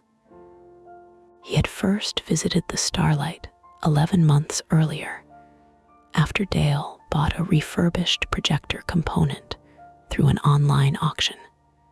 Dale had given him access to the booth, then the office, then the equipment cabinet, not all at once. That was how it worked. A favor became a follow-up visit. A follow-up became a remote diagnostic login. A remote login became something Dale forgot was still active. By mid-morning, police had recovered 3 covert cameras from the Starlight. One was hidden behind a ventilation grill in the projection booth. One was inside the exit sign above the office door. The third had been fitted into a dead speaker post near screen 2. The small round cap found beside Keith's car belonged to the speaker post camera. Investigators believed Charles had returned that night to replace it after the housing came loose. Keith's windshield was struck when Charles threw or dropped the camera assembly while moving through the dark lot. The black screw became embedded in the glass. It had not fallen from the sky. It had not come from the screen. Just a hurried man disposing of evidence badly. The folder with my name was recovered from Charles's computer. Sergeant Morneau told me about it on Saturday afternoon after they reduced my shoulder and fitted my arm into a sling. Maya sat in a chair by the window, waiting to be discharged. Her face had gone pale beneath the fluorescent light, but she refused to call her mother until she could explain the injury without crying. "What was in it?" I asked. Morneau pulled a chair closer to my bed. "Video." "How much?" "Several months." The room seemed to contract around the word. "Of what?" "You working in the projection booth, arriving and leaving, using the gate code, some footage from inside the office." "Why me?" "We're still determining that." "That means you don't know." "It means I don't want to speculate." Maya looked at the floor. Morneau continued carefully. There were notes attached to some of the clips. Schedules, habits, observations. "What kind of observations?" She hesitated. That was enough to tell me I would dislike the answer.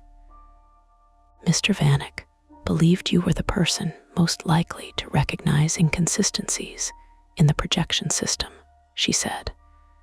"He also wrote that you were unlikely to report concerns immediately if you thought management might blame you. The drugs in my bloodstream did nothing for that." "He knew," I said. "He made assumptions based on what he observed." "He knew." Morneau did not correct me again.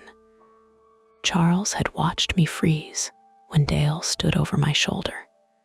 He had seen me check the booth door twice before leaving. He had seen me avoid the security camera near concessions, shifting to the edge of its field without consciously realizing I did it. He had built his plan around those movements. Maya said, "The message told him to come back alone." Morneau nodded. "The working theory is that Vanek planned to separate Evan from the group and force him to disable or remove evidence inside the projection booth, possibly under threat to Lena or Caleb. Then why take us to the bridge? I asked. He needed Dale away from the theater. The staged feeds allowed him to move several people at once. Why hurt Dale? Morneau closed her notebook. Mr. Vanek had financial problems, significant debt. We found evidence he had been planting remote access hardware in systems he serviced, then using the access for theft, extortion, or resale of private recordings. Mr. Wexler had recently discovered unexplained outbound traffic from the projector server and told Vanek he planned to hire a cybersecurity company. That had been enough. Charles needed the Starlight hardware removed before an inspection. He also needed to frighten Dale into silence or create an incident that could be dismissed as a theater owner behaving irrationally after a disastrous night. The Screen 2 footage served both purposes. If everything had gone according to plan, Dale would have been injured or killed near Bow Creek Road. Lena would have been found alive elsewhere, with enough confusion around her abduction to delay a clear account. Caleb would have been attacked at the theater by Charles after the customers left, and I would have returned alone to remove the bridge device, believing I was saving them. The future images were instructions disguised as predictions. Show someone a picture of themselves bleeding at 12:39, then place a hidden trench where they will run at 12:39. Show a worker lying beside a tire iron at 12:43, then arrive with the tire iron. The screen did not know tomorrow. Charles had been arranging tomorrow around the screen. Dale underwent surgery that afternoon. His ankle had fractured in 2 places, and the joint required screws and a plate. The branch wound along his ribs was superficial, but he developed an infection later that week from dirt driven into the cut. Lena had a concussion, a broken nose, and pressure injuries around her wrists and ankles. Charles had struck her beside her disabled car after posing as a roadside utility worker. He had used a handheld signal jammer near the vehicle, which explained the corrupted image sent to her father and the failed calls. The car had been staged on a private utility access lane off Linglestown Road, not the public shoulder shown in the altered feed. Caleb needed 9 stitches above his eyebrow. Maya needed 21 in her arm. I needed dental splints, physical therapy, and several weeks before my left hand stopped dropping objects without warning. The Starlight remained closed for the rest of July. Police seized the Screen 2 server, projector controller, security recorder, office computer, Charles's bridge device, and most of the cabling behind the screen. The utility company replaced the damaged cutout and confirmed Charles had used insulated tools to disconnect the feed without causing an arc flash. He knew exactly what he was doing. That detail bothered Caleb more than any other. Guy could have killed half the lot, he said when I visited him 2 weeks later. One bad move around that equipment, and you don't get sparks. You get plasma. He said this while eating pudding from a hospital cafeteria cup, because his jaw still hurt from the fall. Charles was charged with kidnapping, aggravated assault, unlawful restraint, burglary, stalking, reckless endangerment, firearms offenses, and several computer-related crimes. Federal investigators became involved after equipment recovered from his Ohio workshop connected him to victims in other states. He did not confess to everything. He did not need to. There were recordings, invoices, location logs, fabricated clips, hardware serial numbers, and handwritten notes in his workshop. He had documented people the way some men document machines. Dale visited the Starlight in August on crutches. He stood at the edge of the Screen 2 lot and stared up at the empty white surface for a long time. The theater looked smaller in daylight. Weeds had grown along the parking humps. Sunlight exposed every patch in the plywood. "I should have listened to Maya," he said. Maya was there, wearing a loose shirt that did not rub against the healing wound on her arm. "Yes," she said. Dale glanced at her. She did not soften it. He nodded. "Yeah." Then he looked at me. "I'm sorry." "For what?" "The ladder, the truck, the equipment, the months of being watched, making caution feel like cowardice." He did not list those things, and I did not make him. "I know," I said. The theater reopened in September with one screen. Dale never reactivated Screen 2. Officially, the projector was evidence, and replacement costs were too high. Unofficially, none of us wanted to stand in that lot while images moved across it. The plywood remained blank. Maya came back part-time after her classes resumed, though she refused to close alone. Caleb replaced the locks, removed the old network wiring, and installed a security system from a company Charles had never touched. Dale sold the Ford after it was released from evidence. Lena did not return. She moved in with an aunt near Pittsburgh and transferred schools. Sometimes she texted Maya. Never about the theater. I stayed until October. Leaving immediately would have felt like Charles had removed me from my own life. Staying forever would have been worse. So I gave notice, trained a new projectionist for Screen 1, and found work repairing commercial kitchen equipment for a company in Lebanon.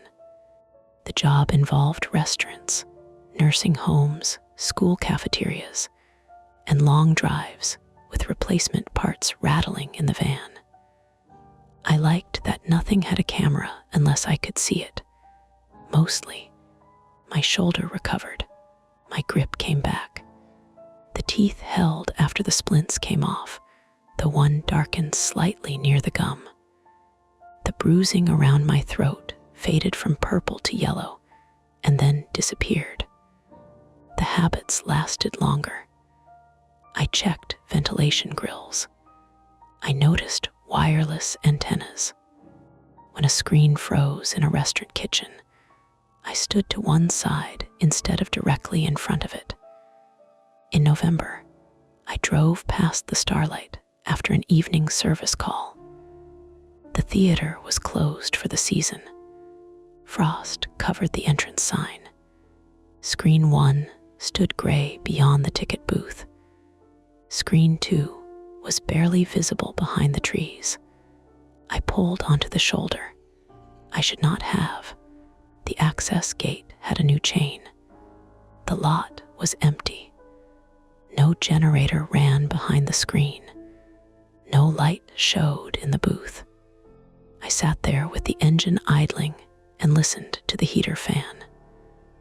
Then Screen 2 brightened. Not fully. A pale rectangle appeared for less than a second, weak and gray against the night. I reached for my phone. The screen went dark again. I told myself it was headlights from the interstate catching the plywood at an angle. A truck cresting a rise. Light reflected from low clouds. Something ordinary. I drove home. The next morning, I called Caleb.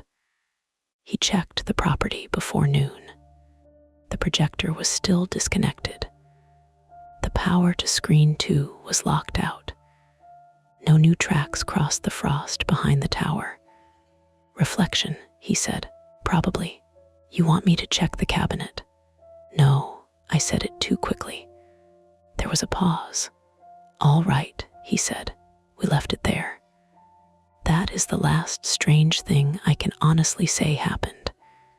Everything else became ordinary again. Dale sold Screen 2's projector after the case ended. Maya finished school. Lena stopped answering messages from anyone connected to the theater, which I understood. Caleb still sent me pictures whenever he found an especially terrible wiring job. Charles waited in county jail while attorneys argued about evidence from other states, and I kept driving to service calls. Some nights, when I pass a digital billboard changing advertisements, the previous image remains faintly visible beneath the next one. A face behind a car, words behind other words. Nothing mysterious, just pixels switching too slowly. I know how it works.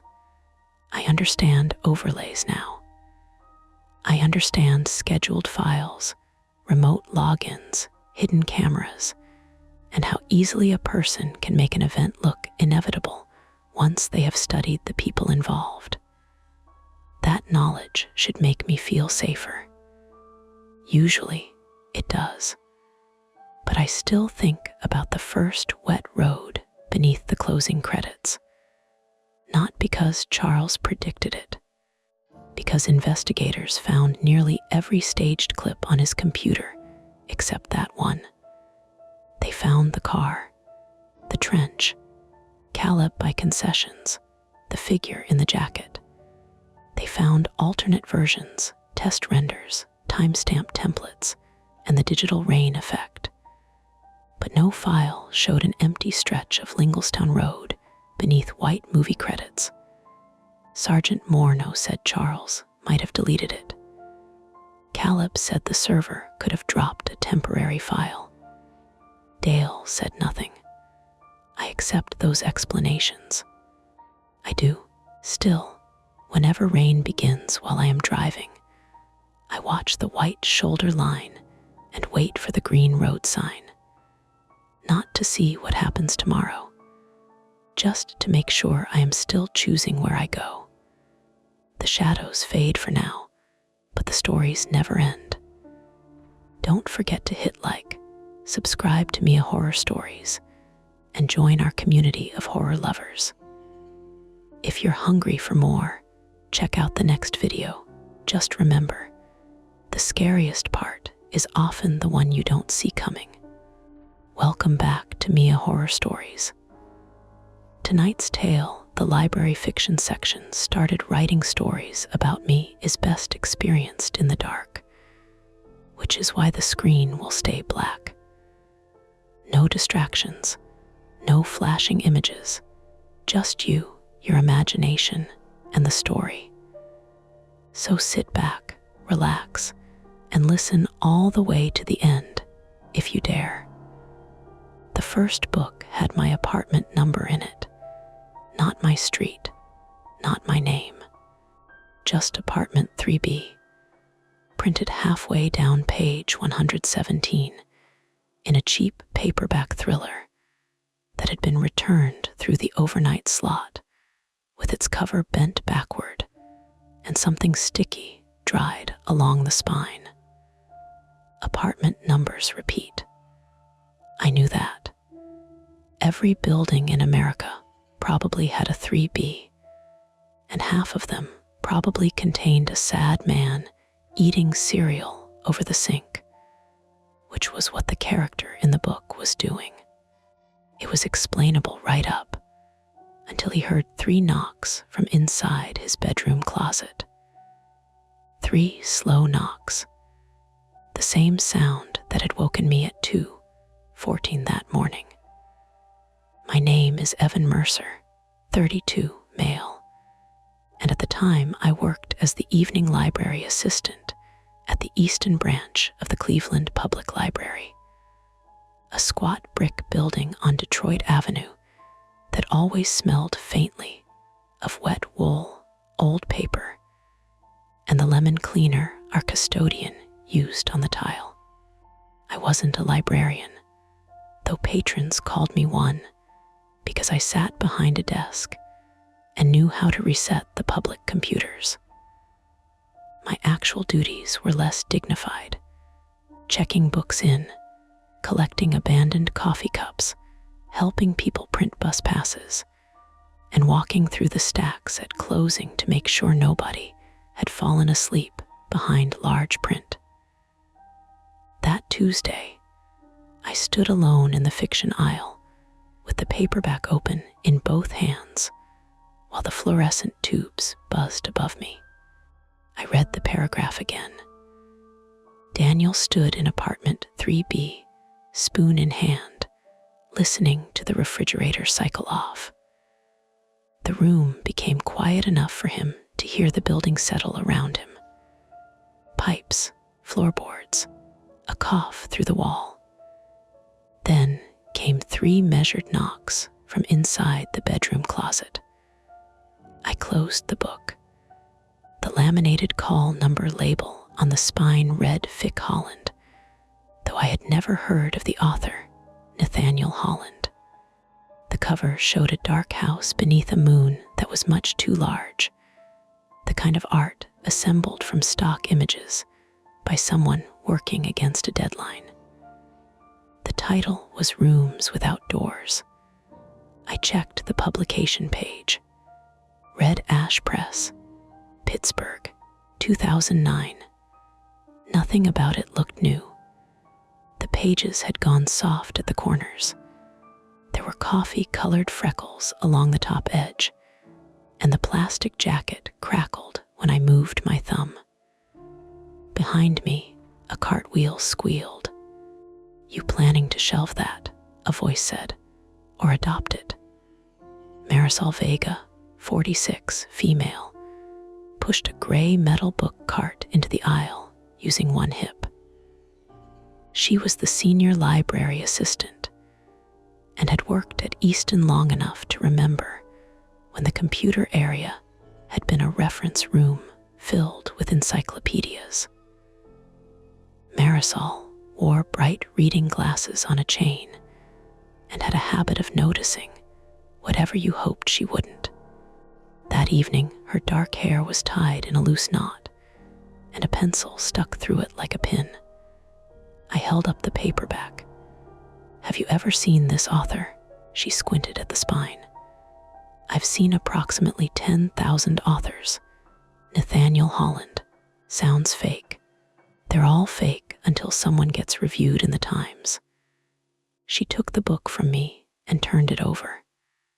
The back cover contained a short description about an architect trapped inside a building whose rooms shifted at night. "Why?" she asked. I almost told her. The words reached the back of my teeth and stopped there. I had been living alone for 6 months since my engagement ended, and I had developed an embarrassing sensitivity to the possibility that people were evaluating whether I was handling it well. My former fiancée, Claire, had used the phrase spiraling quietly during our last argument, and it had lodged in me. Since then, I worked hard to appear practical, calm, sort of person who did not assign meaning to noises inside a closet, especially because I had checked the closet. At 2:14 a.m., barefoot and holding a claw hammer, I had pulled the door open and found coats, cardboard boxes, and a loose wooden hanger rocking slightly on the rail. No person, no animal. The back wall was solid plaster. The upstairs tenant had later claimed he had dropped a laundry basket. So I shrugged. The check-in screen says it hasn't circulated since 2018. Marisol handed the book back. That happens. Put it on the reshelving cart. It was in the overnight return, and it wasn't checked out. She stopped. That was a small thing, but in a library, small things had procedures around them. Books came in through the return slot all the time without having been properly checked out. People donated unwanted novels. Parents returned books from school libraries. Once, somebody shoved in a microwave manual and a bag containing 3 onions. Marisol reached for the book again and scanned the barcode with the handheld device clipped to the cart. The screen made a dull, rejected chirp. Withdrawn, she said, when she tapped through the record. March 2021. Water damage. I looked at the book. Doesn't seem damaged. It probably got replaced. Then somebody found the old copy at home. The item note says discarded. Marisol gave me a look over the top of her glasses. You're doing that thing. What thing? Making an administrative error into a documentary series. I smiled because she was right, or close enough to write that it felt safer to agree. From the main floor came the hard clack of computer keys and the small electronic melody played by the self-check machine whenever somebody completed a transaction. Outside, sleet ticked against the tall front windows. February in Cleveland produced weather that could not commit to being snow or rain, only something granular that soaked through your shoulders and gathered black along the curb. Marisol slid the book onto the bottom shelf of her cart. I'll put it in surplus, she said. Problem solved. I watched her push it away. For a few minutes, it was.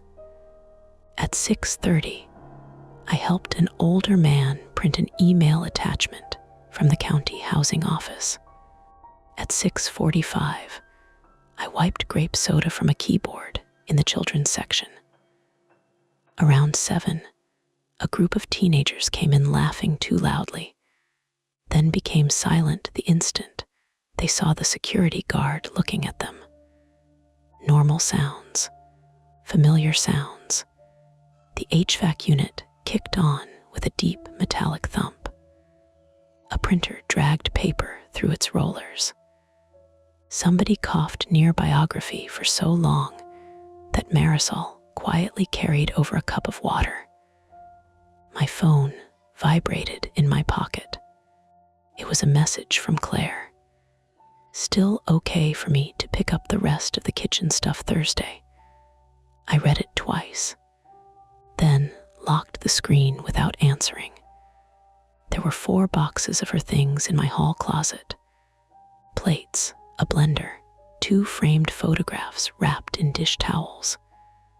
I had moved them there because seeing them by the front door made the apartment feel temporary, though storing them out of sight had not made it feel permanent. My private fear wasn't that Claire had left. That had already happened. It was that she had been right about me, that I had become somebody who noticed everything and did nothing. Somebody who could catalog the exact hour a relationship began failing, but couldn't open his mouth while there was still time to stop it. At 7:20, a boy approached the desk carrying a paperback. He was maybe 12, thin, wearing a puffy black coat zipped to his chin despite the warm building.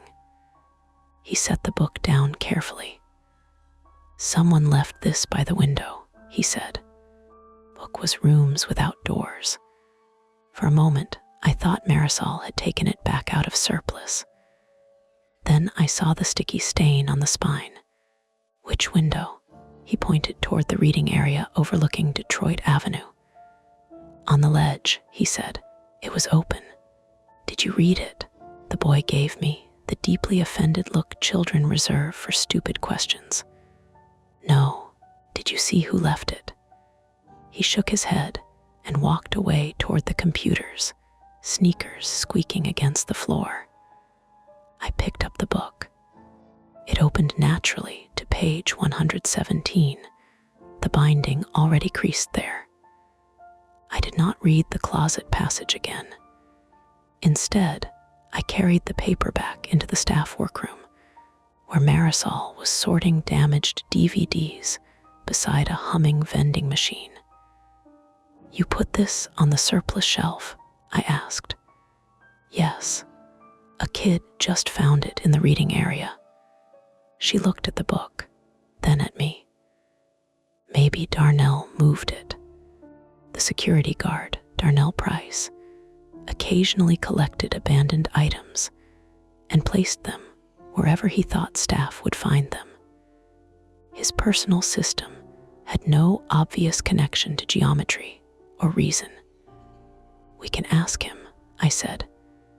Marisol scanned my face for a second longer than I liked.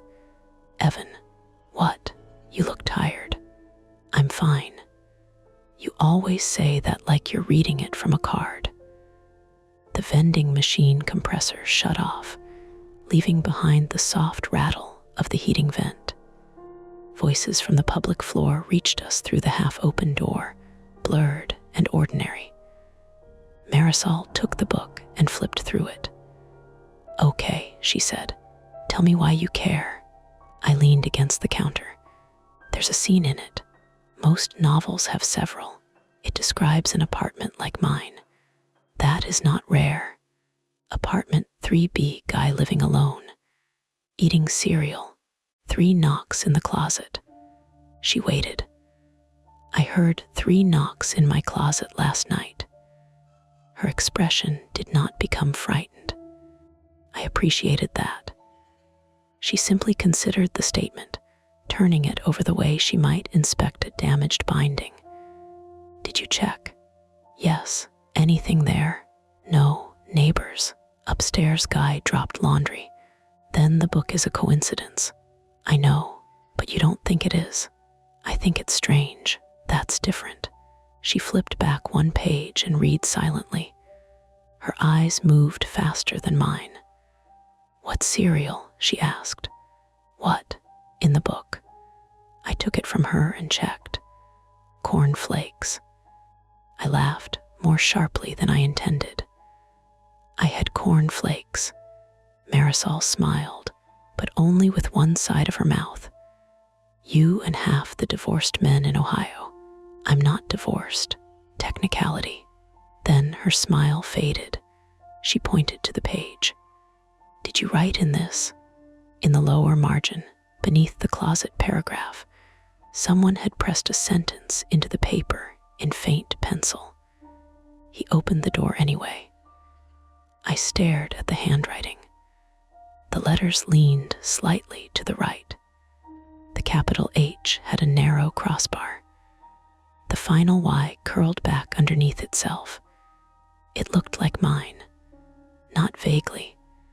Not in the way all hurried handwriting resembles other hurried handwriting. I knew the shape of that H because it was how I labeled hold slips. I knew the hooked Y because Claire used to complain that it made my grocery lists hard to read. Marisol looked from the sentence to me. Well, no, you're sure? Yes. Could you have handled this book before?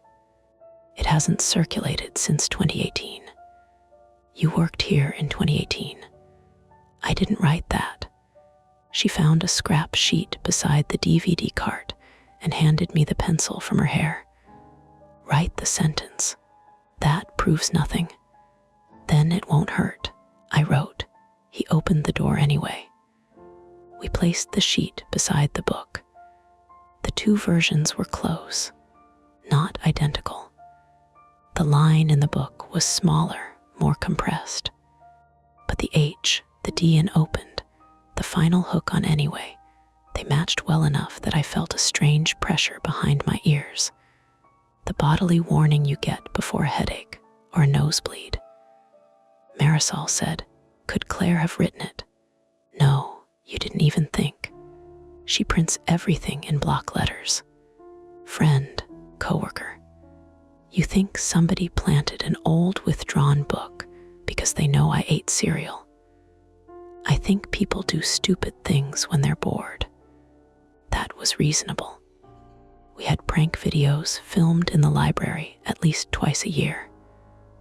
Teenagers had hidden Bluetooth speakers in the stacks.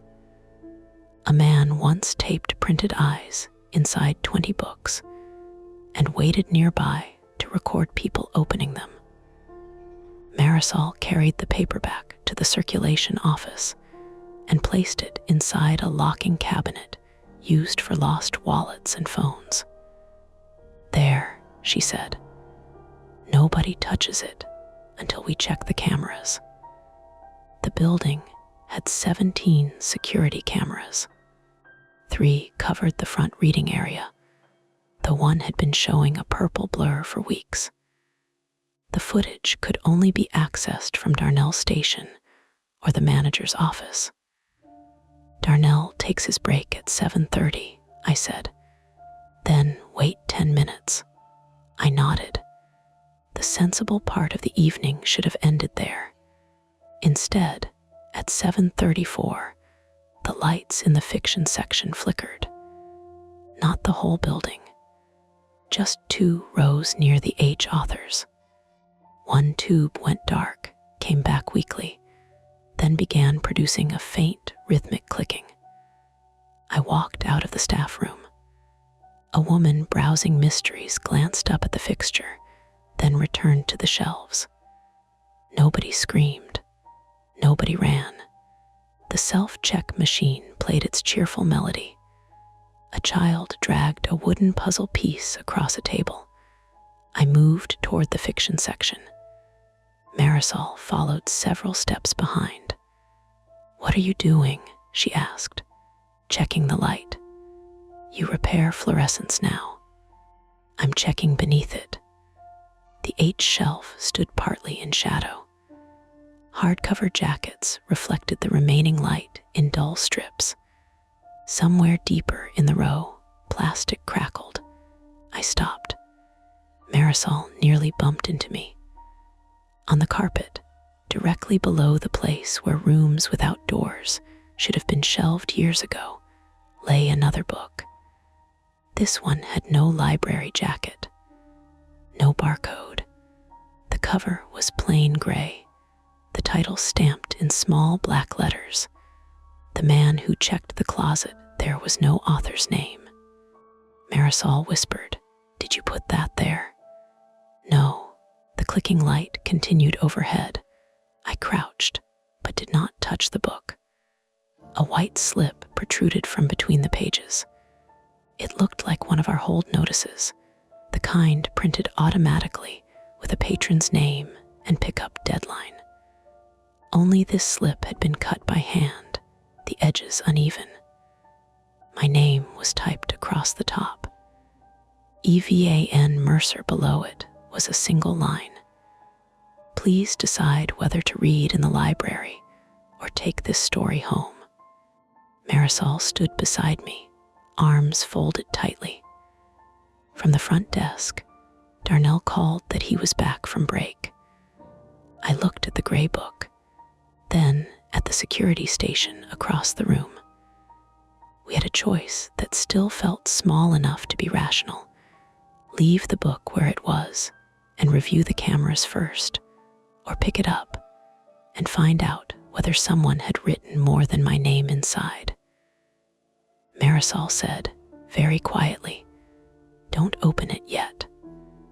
My hand was already moving toward the cover. My fingers stopped an inch above the gray cover. "Good," Marisol said. "Now back up." I stood, slower than I needed to, embarrassed by the fact that she had seen me reaching for it. The book lay between us on the carpet, ordinary in every physical way. Cheap gray cloth, slight warp along the bottom edge, a title pressed into the cover by a machine that had either been old or poorly adjusted because the letters dipped unevenly. From the front desk, Darnell called again. "You two need me, or are you holding a meeting in romance?" "We need you," Marisol said. Darnell Price, 54 male, came down the central aisle with a paper cup of coffee in one hand and a ring of keys clipped to his belt. He had worked security at Easton for 7 years after retiring from the county courthouse, and he carried himself with the cautious patience of somebody accustomed to people lying about small things. Darnell was broad through the shoulders, gray at the temples, and usually calm enough to lower the temperature of an argument just by arriving. He looked at us, then at the book. That's new," Marisol said. "What's new?" "The book." Darnell sipped his coffee. "We're in a library. It has Evan's name in it," she said. That changed his face. Not fear, attention. He set the cup on the end of a shelf and pulled on a pair of black nitrile gloves from the pouch on his belt. They looked almost theatrical in the fiction aisle, but Darnell had found enough needles in public bathrooms that he had stopped touching unfamiliar objects barehanded. He crouched and studied the hold slip without removing it. "Anybody see who put it here?" "No," I said. "Did you touch it?" "Not yet." He glanced at me.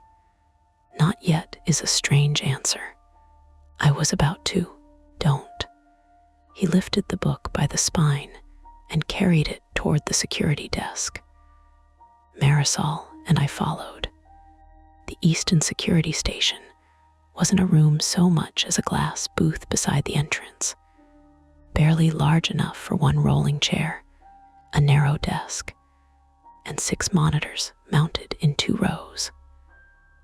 The camera feeds divided the building into small silent squares: circulation, children's, computers, study rooms, entrances, stairwell, west stacks. One screen showed the purple haze from camera 11, the one near the fiction windows. Darnell placed the gray book inside a clear property bag and left it open. "What time did you find it?" he asked. 7:34, Marisol said. He checked the digital clock in the corner of the monitor. 7:39 p.m.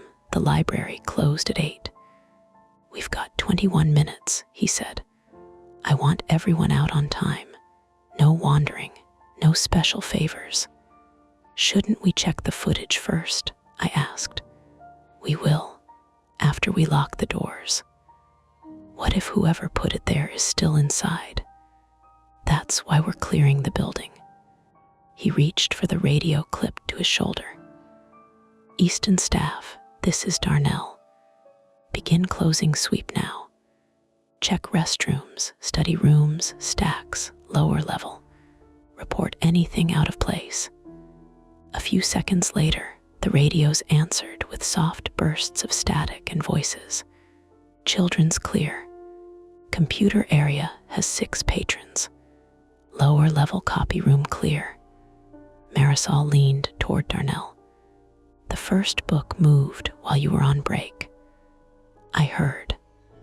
It was locked in the circulation cabinet before the second one appeared. Darnell looked at me. "Who has keys to that cabinet?" "Staff." "That means how many?" 7 tonight, Marisol said. 9 total.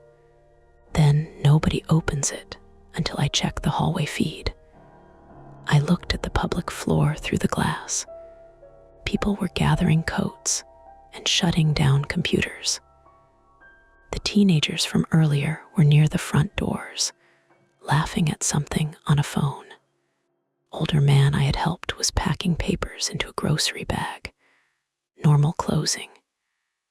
Yet the fiction aisles seemed farther away than they had 10 minutes before, the overhead lights making bright lanes and dark cross-sections between shelves. My phone buzzed. Claire again. Thursday still works. I need to reserve a van. I pushed the phone back into my pocket. Darnell noticed. Someone contacting you, my ex. About this? No. Anybody else know you're working tonight? Probably. That's not an answer. I felt irritation rise too quickly. I don't send out a schedule. Employee schedules are posted in the staff room, Marisol said. Visible from the hallway, Darnell asked. If the door is open. It was often open. Darnell nodded, filing that away. Evan, who knows where you live? People, try again. My coworkers, Claire, friends, delivery drivers, my landlord. Anyone angry with you? No, Marisol looked at me. What? You hesitated. I didn't. You did.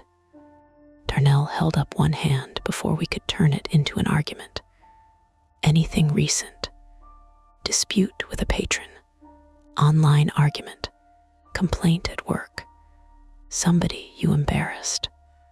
I thought of a man I had removed from a study room the previous week after he screamed at a teenage girl for talking on her phone. He had threatened to report me, then called me a little hall monitor on his way out. There was a patron last Thursday.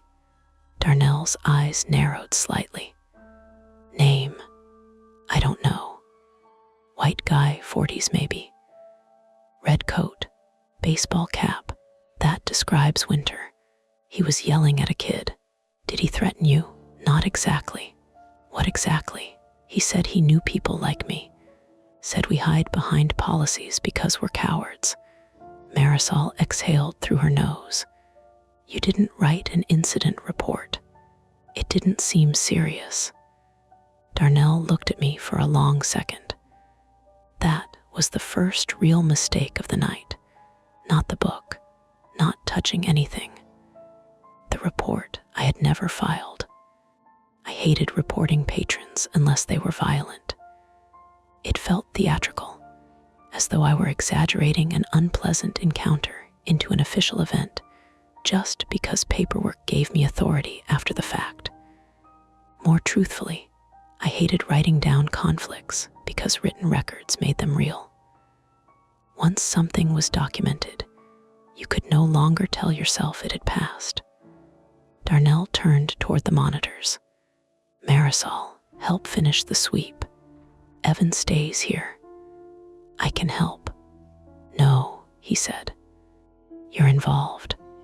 I work here. And right now, we don't know if somebody is trying to get you alone. The sentence landed harder than I expected. Marisol gave me a quick look, then left the booth. At 7:46, the closing announcement played over the speakers in my own recorded voice. The Easton branch will be closing in 15 minutes. Please bring all materials to the circulation desk and complete computer sessions at this time. I listened to myself speaking from ceiling speakers throughout the building. Calm, mild, the voice of a man who believed the next 15 minutes would happen the same way they always did. Darnell rewound the footage from camera 9, which showed the main fiction aisle. The video had no sound. At 7:28, the aisle was empty. At 7:29, a woman crossed through carrying 3 books. At 7:31, I appeared at the far end, heading toward the workroom. At 7:32, the feed froze. The timestamp kept advancing, but nothing moved. A patron's raised foot remained suspended in the lower right corner for 26 seconds. Then the picture jumped. The aisle was empty again. The gray book was on the carpet. Darnell leaned closer. Camera dropped frames. Can someone do that remotely? I asked. Could be the network. Exactly when the book appeared. That part I don't like. He switched to camera 8, which showed the cross aisle near H fiction. The same interval was missing. Camera 10 covered the reading tables, but not the floor beneath the shelves. At 7:31, a man in a dark coat stood near the windows with his back to the camera. At 7:33, he was gone. Who's that? I asked. Darnell paused the footage. The man wore a knit cap pulled low. Average height, hands in pockets, no visible face. Could be anybody, Darnell said. Did he leave? Darnell checked the entrance feed. No man in a dark coat exited between 7:30 and 7:39. He checked the rear staff door. Nothing. My mouth had gone dry. He's still here. Maybe he left earlier and the timestamps are off. You believe that? I believe cameras malfunction. The radio cracked. Darnell, this is Marisol. He lifted it. Go. We have a problem at the south exit. What kind? The panic bar won't release. The south exit opened into a fenced service lane beside the parking lot. It was rarely used except during fire drills, but code required it to open from inside without a key. Darnell was already moving. Stay at the desk, he told me. I followed him. Evan, if someone's inside, I'm not sitting in a glass box. That glass box has a locking door and no back exit. He stopped walking. For 1 second, I expected him to order me back. Instead, he said, stay behind me. The south hallway smelled of mop water and damp coats. A red exit sign glowed over the metal door. Marisol stood beside it with Colin Reeves, 24 male, one of the part-time circulation clerks. Colin had started 3 months earlier while finishing a graduate program at Cleveland State. He was tall, narrow-faced, and prone to nervous jokes that worked best when nobody was actually nervous. He pressed the panic bar again. The door rattled, but did not open. Well, Colin said, good news is the fire is currently theoretical. Don't lean on it, Darnell said. Colin stepped away.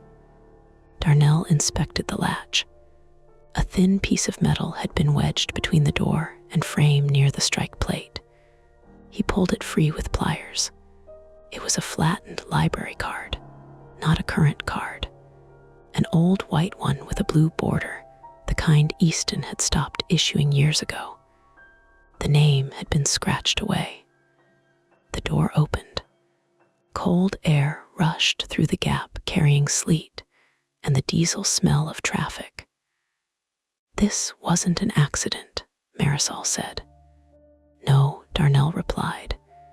He shut the door and tested it twice. The radio sounded again. Security, women's restroom has a faucet running. No patron inside. Darnell answered, turn it off and finish clearing.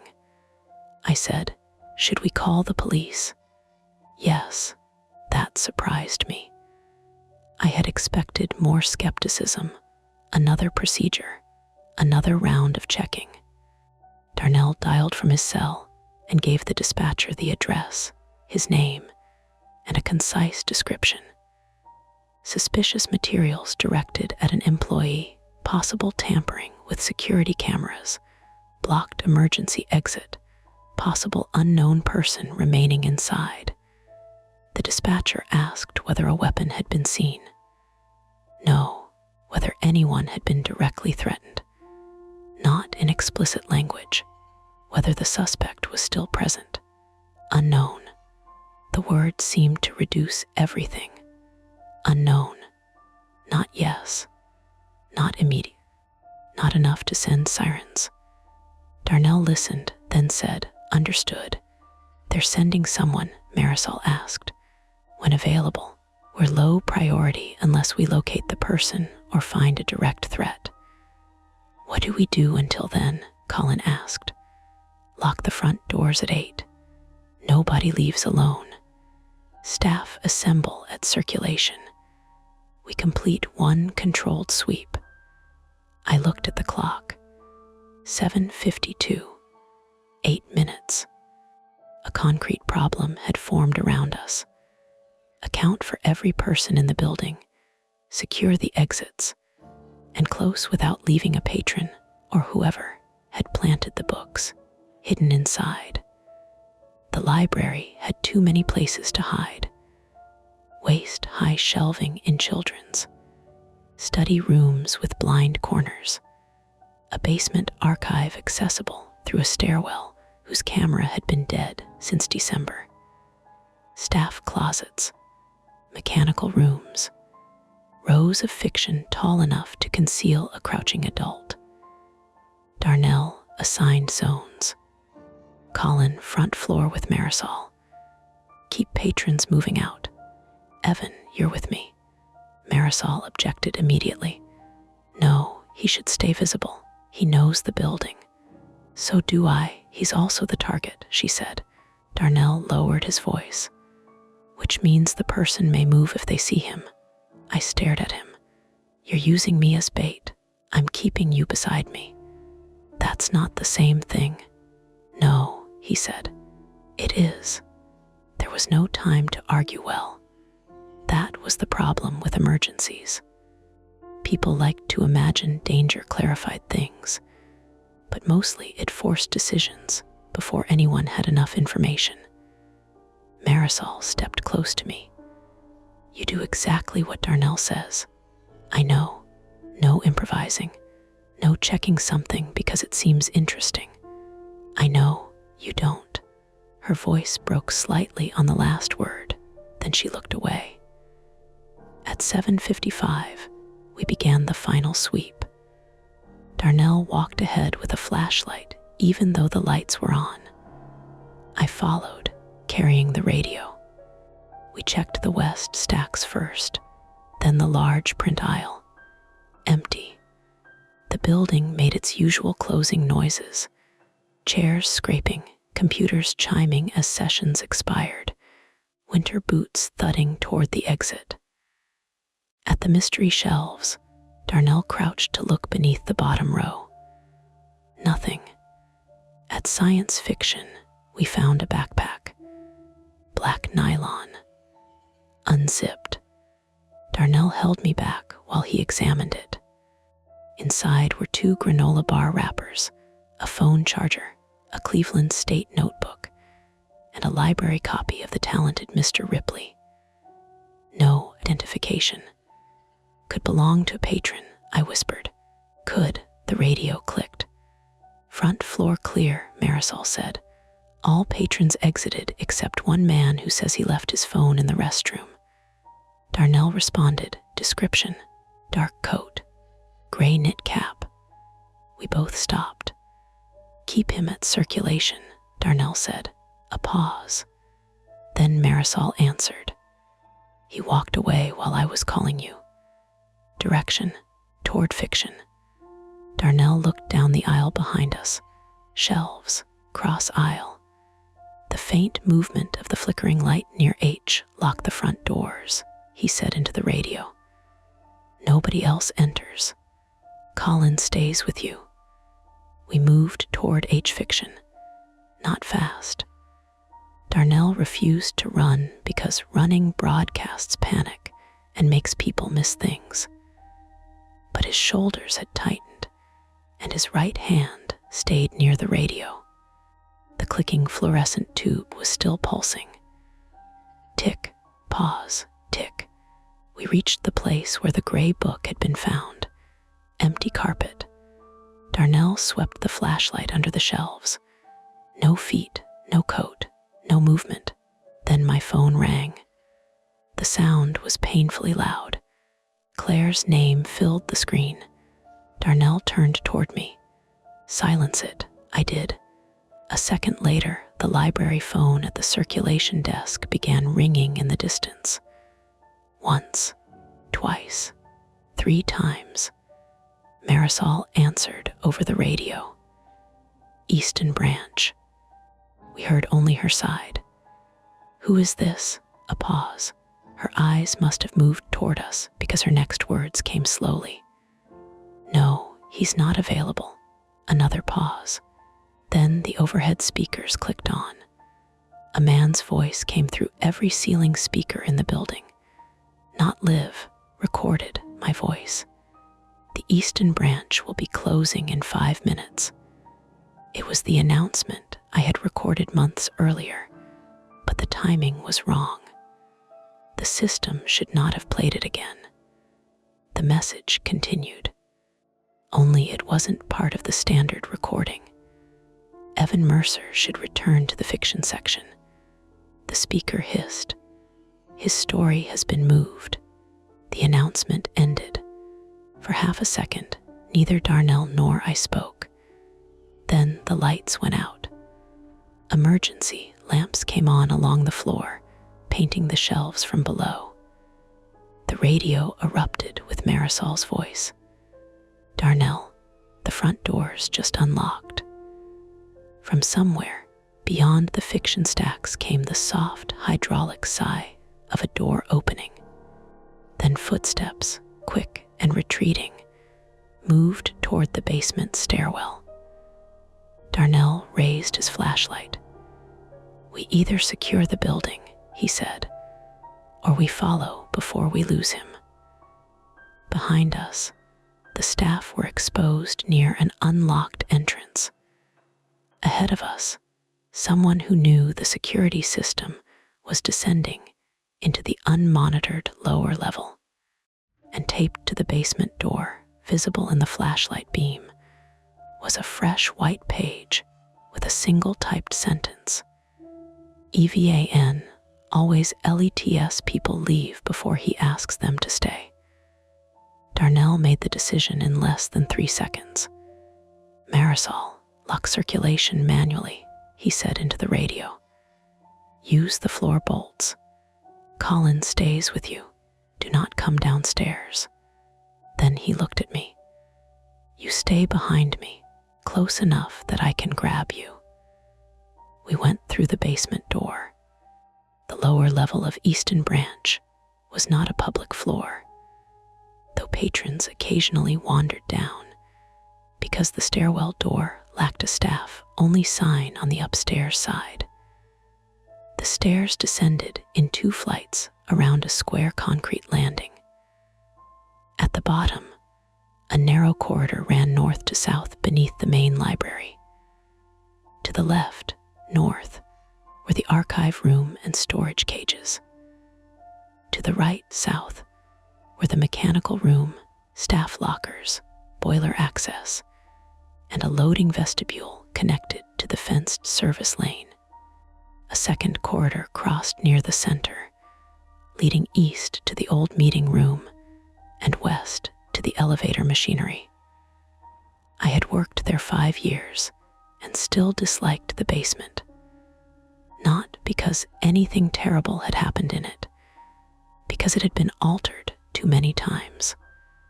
Old doorways had been sealed with cinder block. Pipes crossed beneath low ceilings. Some walls were painted cream, others green, others left as raw concrete where renovations had stopped. The emergency lights were on, spaced about 15 feet apart. Between them, the corridor disappeared into strips of gray. Darnell swept his flashlight toward the bottom step. Wet footprints marked the floor, boot soles, adult size, sleet water. They led south. He came in from outside, I whispered, or stepped in the slush by the service door. The prints were incomplete, heel and toe separated by dry patches. Whoever had made them was walking quickly. My phone showed no signal. Wasn't unusual underground, but seeing the empty bars made the corridor feel sealed. Darnell touched touched the radio. Marisol, radio check, static. Then her voice broke through. Reading you. Front doors are manually locked. Colin is checking the west emergency exit. I told you both to stay together. He can see me from there. Together means arm's reach. A pause. Understood. Darnell lowered the radio. She doesn't like taking orders, I said. She doesn't like leaving problems unfinished. The words applied to me too, though neither of us said it. We followed the wet print south past the staff lockers. One locker door stood open. A sleeve hung out through the gap. Darnell raised one hand. We stopped. The sleeve moved, not much. A slow drag against the metal edge.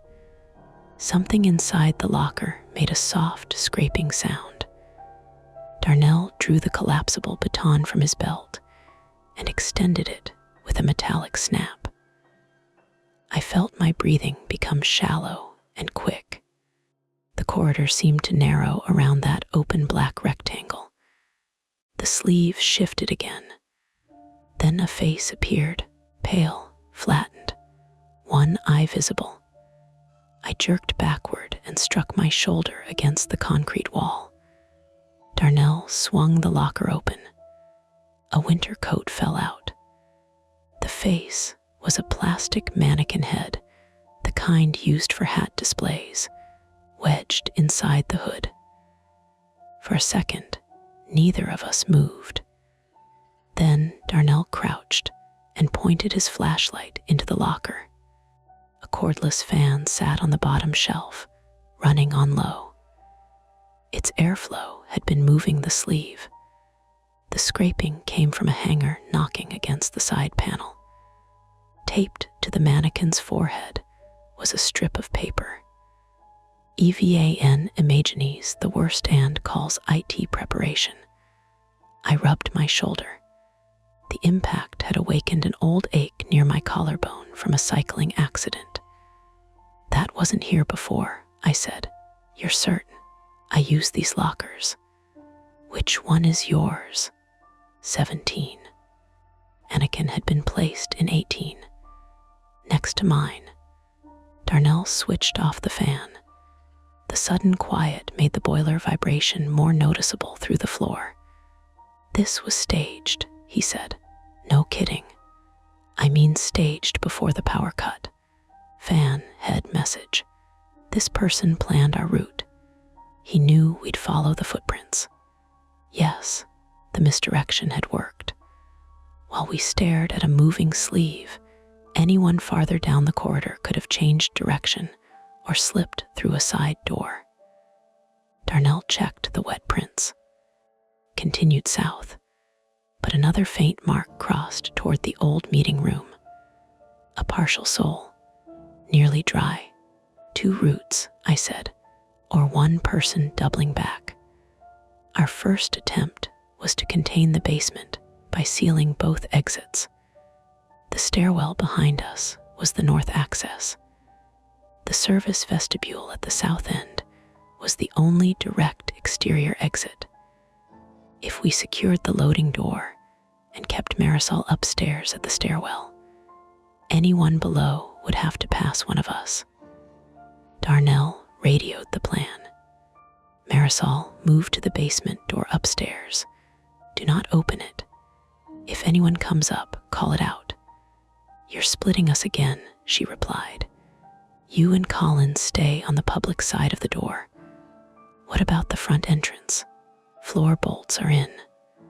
A burst of static swallowed part of her answer. Darnell continued south.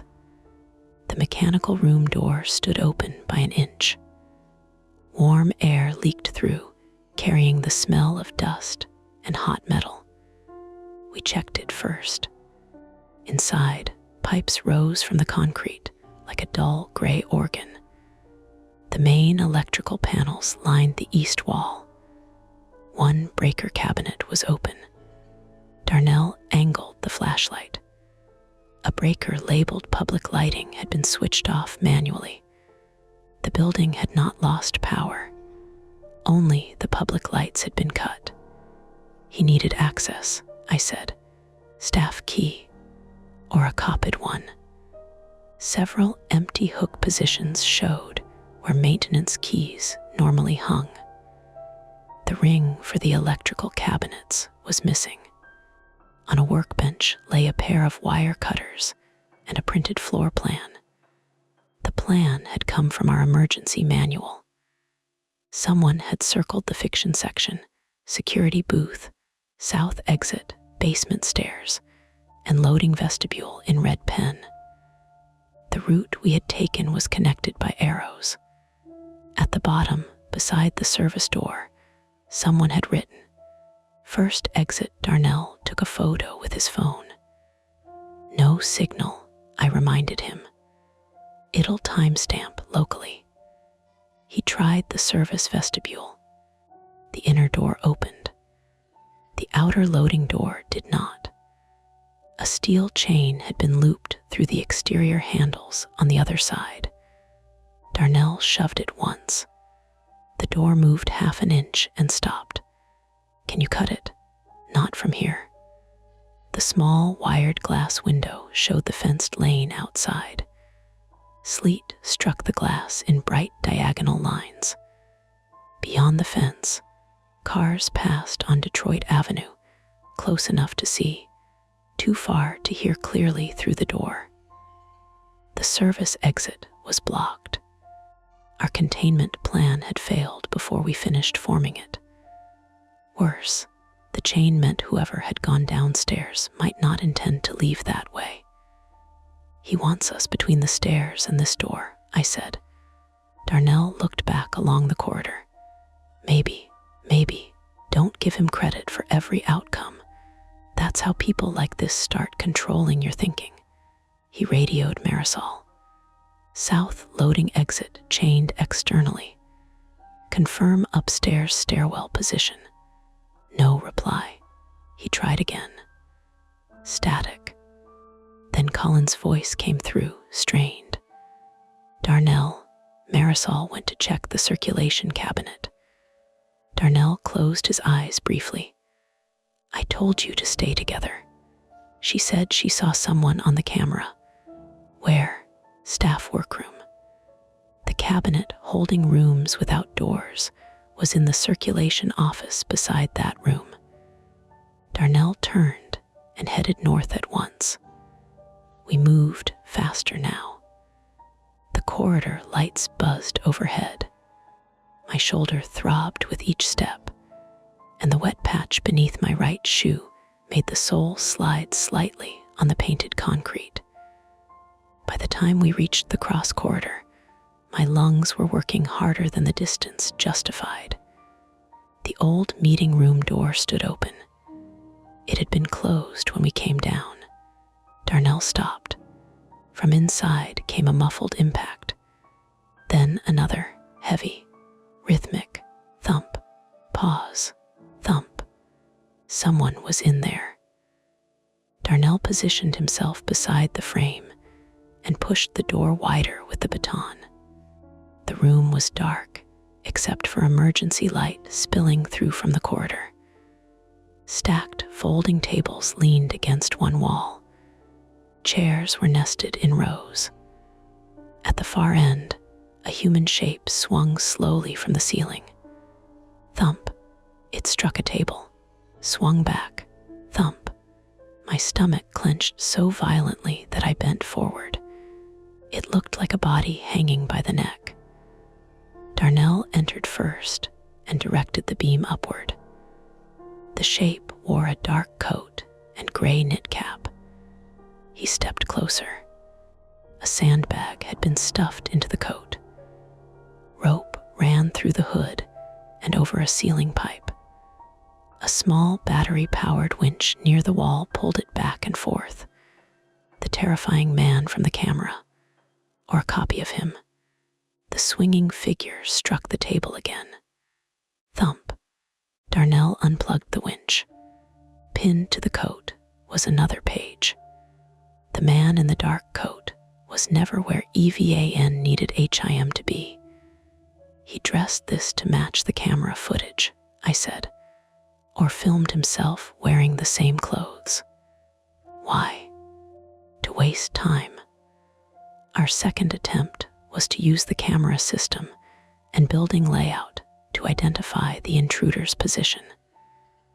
That failed too, but it gave us something worse than a location.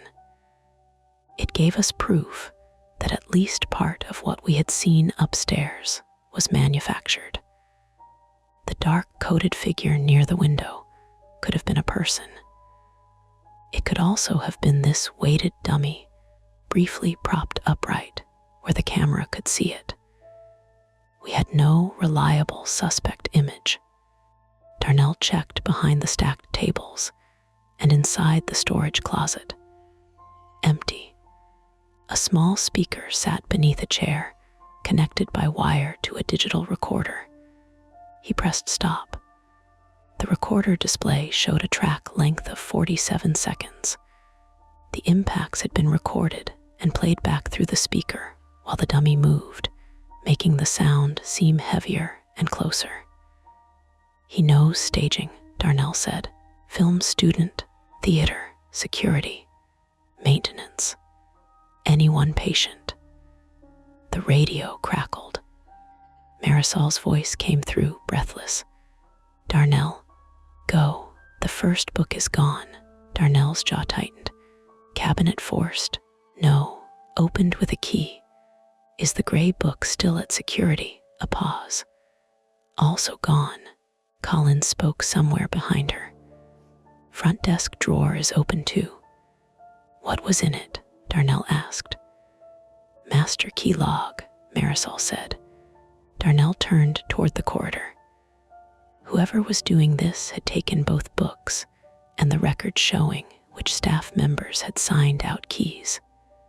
The trap was tightening around the innocent as much as the guilty.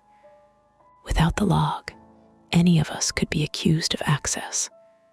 Without the books, the most direct evidence of targeting had disappeared. Get out, I said. Darnell looked at me. Tell them to leave the building. The front doors are bolted. They can unbolt them. Not until we know who's on the public floor. Marisol and Colin are up there alone, and the person may be up there with them. The radio popped again. This time, there was no voice. Only breathing, slow, close to the microphone. Darnell lifted his own radio. Marisol, the breathing continued. Then a man whispered, second exit. The transmission ended. Darnell began running. We reached the stairwell in seconds. The basement door at the top of the first flight was closed. Darnell climbed ahead of me and pulled the handle. Locked. He tried his key. The key entered but would not turn. Jammed, he said.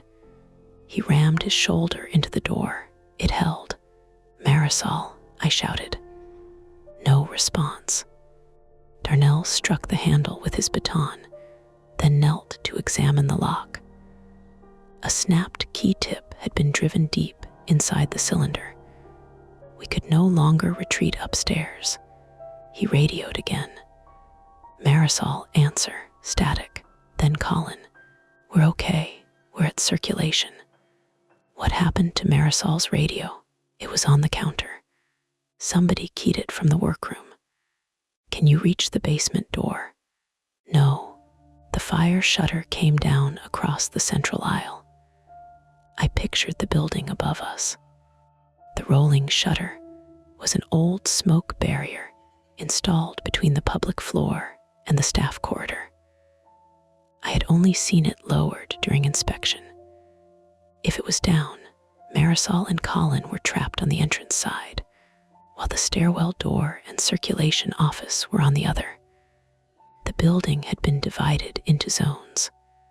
Darnell said, call 911 again. Tell them active unlawful confinement and building systems tampering. I'm trying, Colin replied. Landline's dead. Cell signal keeps dropping. Go to the front windows. We are, I heard Marisol in the background. Evan, are you hurt? Shoulder, how bad? I'm fine. You always say that. The radio cut out. Darnell stood. There's another way up, I said. The freight elevator. Its car had been decommissioned, but the shaft access connected to a maintenance ladder leading to the old mezzanine behind the fiction stacks. The opening was on the west cross corridor, beyond the elevator machinery room. Locked gate, Darnell said. Master maintenance key. Missing from the mechanical room. Then, whoever took it can use that route. Darnell understood immediately. The intruder might already be moving between levels while we were sealed below. We headed west. My right knee had begun to ache from compensating for the slippery shoe. Darnell's breathing was louder now, a controlled rasp. He was 54 and carrying more weight than he used to, though he would have denied fatigue if I mentioned it. The west corridor narrowed near the elevator machinery room. Pipes dropped the ceiling to just over 6 feet. Darnell had to lower his head. Ahead, a green indicator light glowed above the access gate. Unlocked. The steel mesh gate stood open. Beyond it, the dark elevator shaft rose through the building. A fixed ladder ran along the wall to a maintenance platform 1 floor above. From there, a service hatch opened behind the fiction section. At the bottom of the shaft, resting on the concrete, were the 2 books. Rooms Without Doors. The Man Who Checked the Closet, placed side by side. A third object lay on top of them. Claire's framed photograph from my apartment, the one that should have been wrapped in a dish towel inside the hall closet. In the picture, Claire and I stood beside Lake Erie, squinting into the sun. A crack ran across the glass through her face. I stepped through the gate before Darnell could stop me. No, he said. That came from my apartment. Evan, back out. He's been inside my home. That may be a copy. It is. I knew the frame. Black wood, chipped at the lower left corner where I had dropped it while moving. I knew the blue ink mark on the mat from a pen Claire had left uncapped. I crouched and reached for it. A cable snapped tight around my ankle. The floor lurched. Darnell grabbed my coat, but momentum pulled both of us forward. The mesh gate slammed shut behind us with a metallic crash. Then something above released. The access platform dropped 6 inches and locked into place, sealing the hatch route overhead. Darnell shoved at the gate. It would not reopen. A chain rattled on the corridor side, drawn tight by a counterweight hidden near the ceiling. We were locked inside the elevator shaft enclosure. Below us, the concrete floor sloped toward a drainage pit. Above us, the ladder disappeared into darkness. Then the emergency lights in the west corridor shut off one by one. The last light died.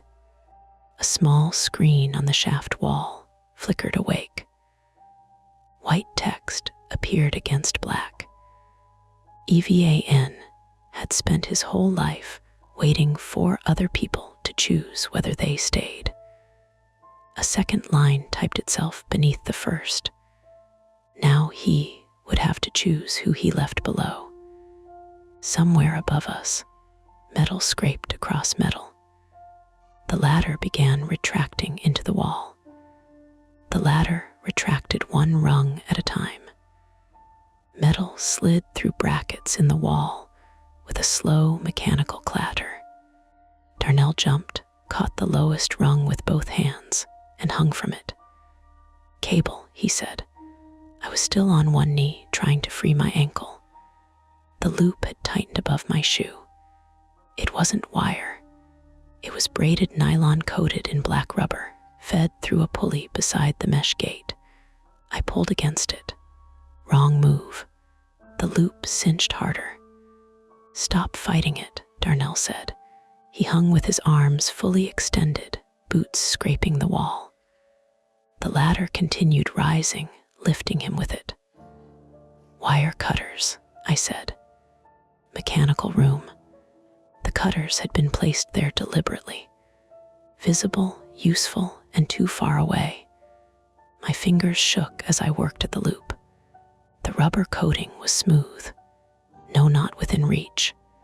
The cable ran toward the drainage pit, disappeared beneath a metal grate, then came back up to the counterweight, locking the gate. One system. The ankle trap, gate, and ladder were connected. Darnell let go. "Not yet. You'll tear something." I said, "Not yet." The ladder dragged him another foot upward. His right shoulder made a sound I felt more than heard, a dull internal pop. Darnell dropped. He landed on one knee and one hand. His baton skidded into the drainage pit.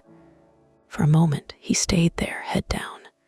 "Shoulder?" I asked. He nodded once. "Dislocated, maybe." He tried to lift his right arm and stopped at waist height. The screen on the wall changed. One man, COULD, climb. Then, one man could open the gate. Darnell read it. "He wants you to leave me." The ladder had stopped with its lowest rung about 9 feet above the floor. Reachable if one of us stood on the other's shoulders. The mesh gate could be opened by releasing the counterweight, but the release chain was outside the enclosure. One man could climb. One man could remain below. The taunt had been engineered around my flaw with embarrassing precision. I had let Claire leave without saying what I wanted. I had let the hostile patron walk out without filing a report. I had spent years mistaking hesitation for restraint because restraint sounded better. Darnell sat against the wall. "We're not playing his version," he said. I looked at the drainage grate. The cable around my ankle ran through it. "What's under that?" "Sump channel." "How deep?" "Maybe 3 feet, maybe 6. "Where does it go?" "To the boiler drain." The drainage pit was rectangular, about 2 feet wide and 4 feet long. A steel grate covered it, fixed by 4 bolts. Darnell's baton lay on the concrete below in a shallow run of black water. The screen changed again. EVAN waited too long. A speaker crackled overhead. Then a man spoke. 8 minutes. The voice was familiar. Not because I knew him well, because anger gives certain voices a shape that memory keeps. The man in the red coat. The patron from the previous Thursday. Darnell looked up. "Name," he called. The speaker clicked off. I remembered the incident more clearly now. His red winter coat. The faded contractor logo above the chest pocket. The way he had stared past me at the staff hallway while I told him to leave. Not random. He had been checking doors. Darnell used his left hand to pull his phone out. "No signal." "Search your memory," he said. "Anything on the coat, logo, maybe North Coast Mechanical." His expression shifted. "They serviced this building. When, before my time. Contract ended after a theft." "What theft?" "Keys, copper fittings, small equipment." The speaker came on again. "You should have read the author page, Evan." Then silence. I looked at rooms without doors on the floor. Nathaniel Holland, a pen name. The old withdrawn book wasn't merely a prop he had found. It was his. He had put himself on the library shelf, then watched his book disappear into surplus, water damaged and forgotten.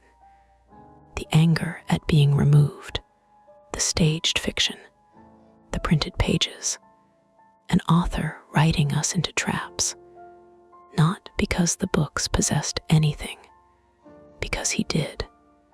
I pulled the gray volume toward me and tore open the back lining. A thin electronic board had been glued into the cover. Battery, Bluetooth receiver, small tracking module. The hold slip had led him to us. Both books are tagged, I said. Darnell used his good hand to open rooms without doors. He shook it by the spine. A small plastic fob fell out. On one side was a faded service label. NCM, A. Pike. Darnell stared at it. Aaron Pike, he said. That was the contractor. Police know him. They will when we get signal.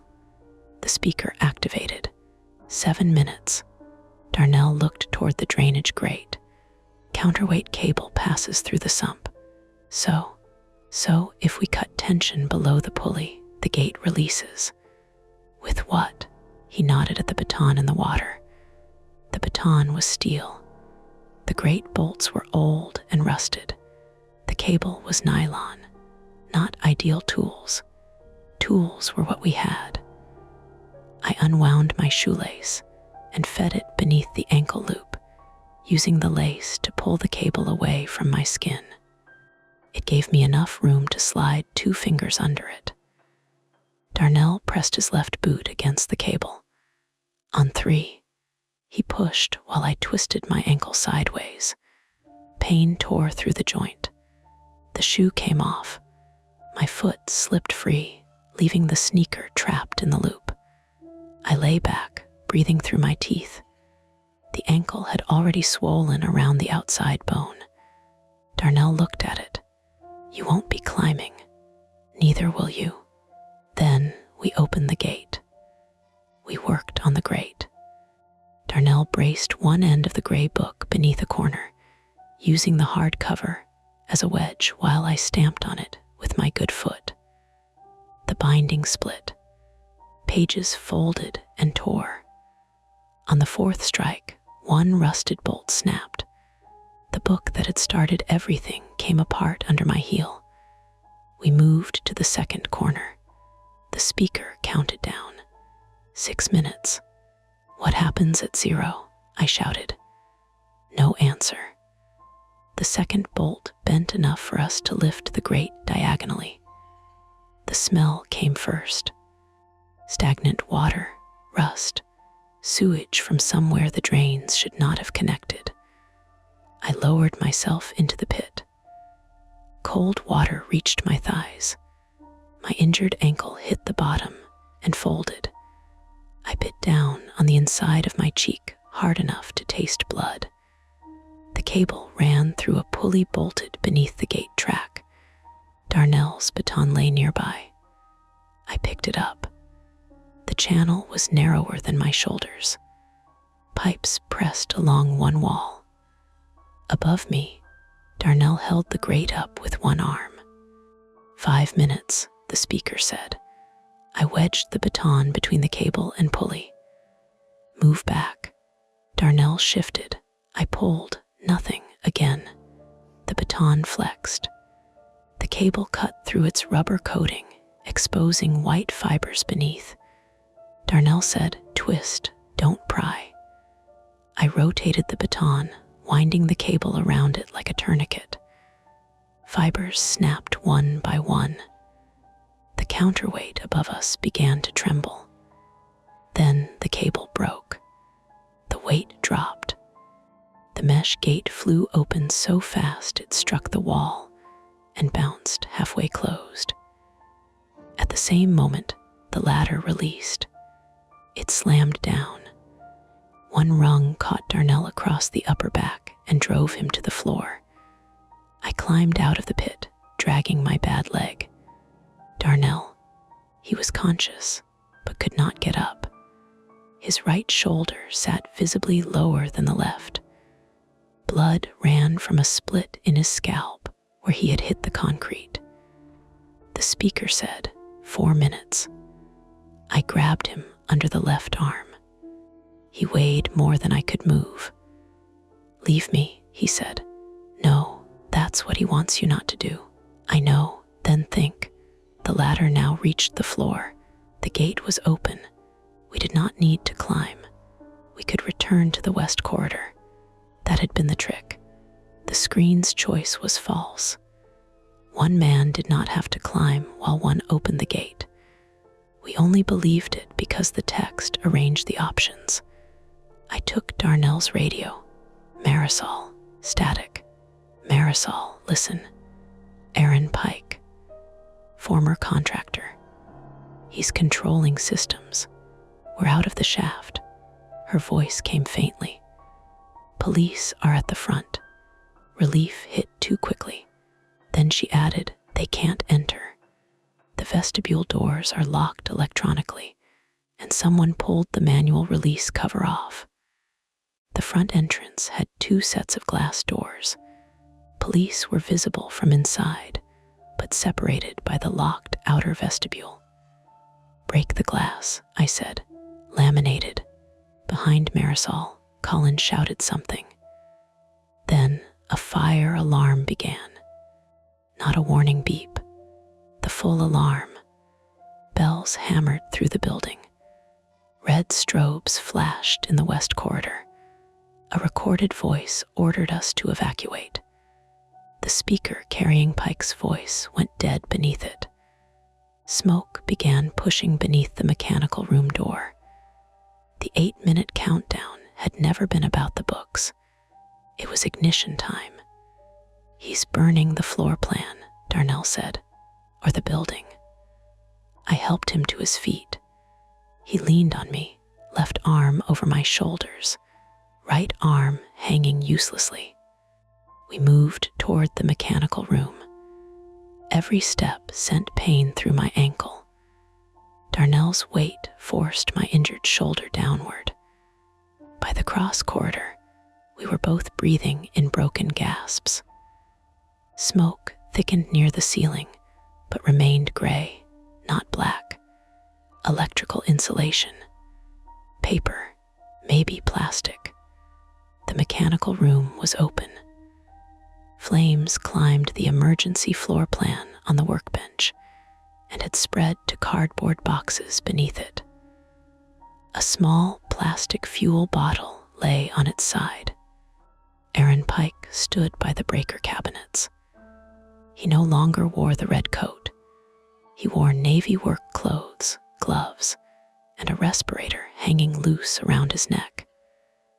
Aaron Pike, 43, male, was thinner than I remembered, with a close-shaved head and a pale scar running from his left ear to his jaw.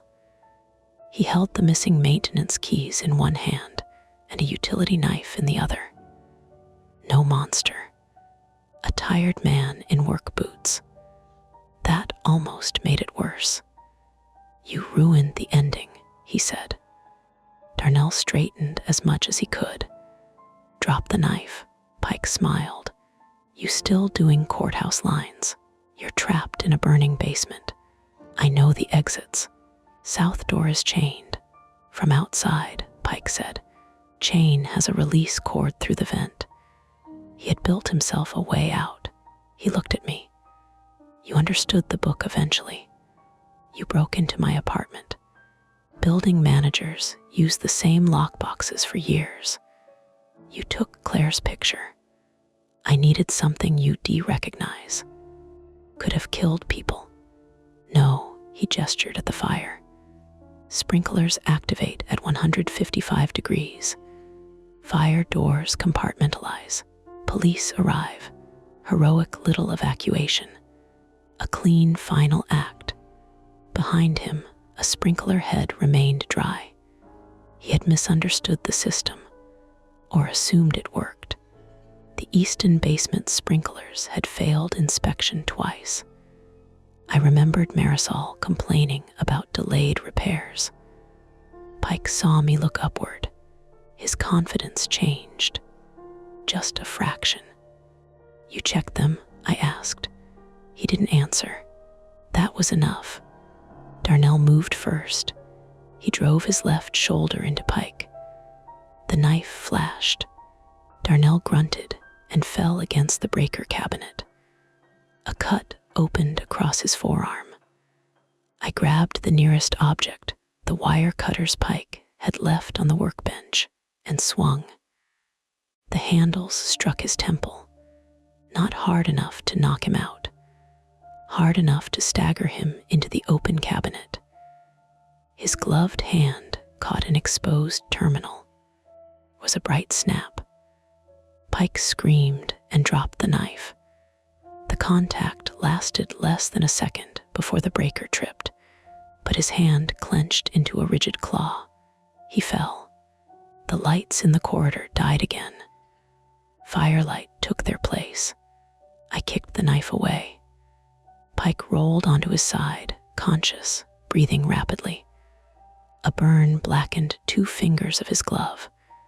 Darnell used his left knee to pin Pike's upper arm. "Keys," he said. I took them.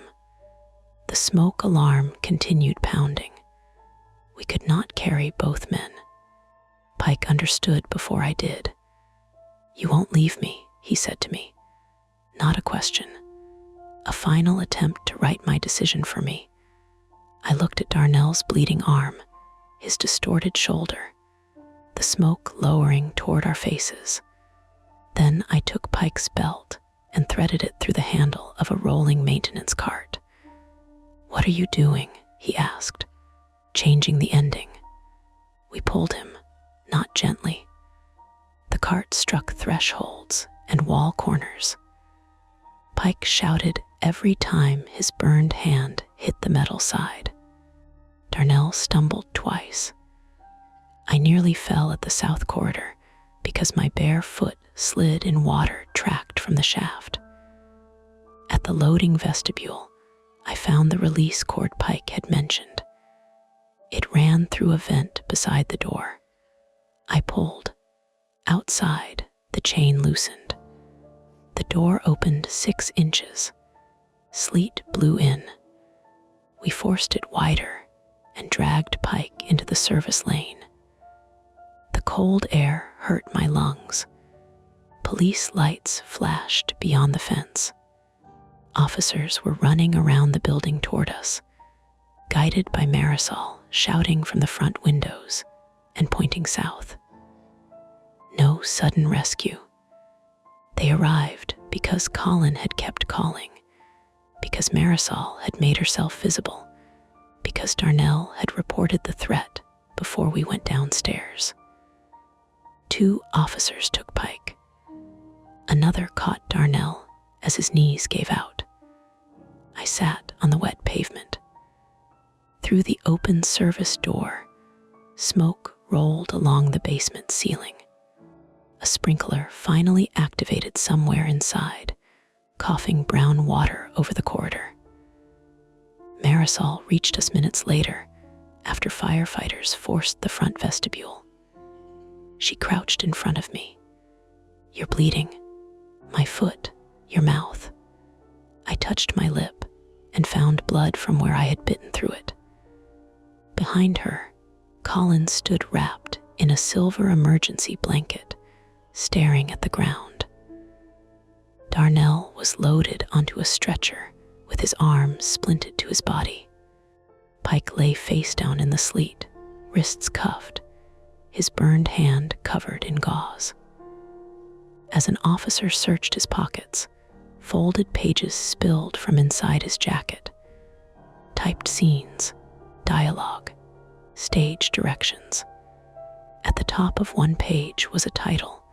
The librarian who finally asked someone to stay the final paragraph had been left blank.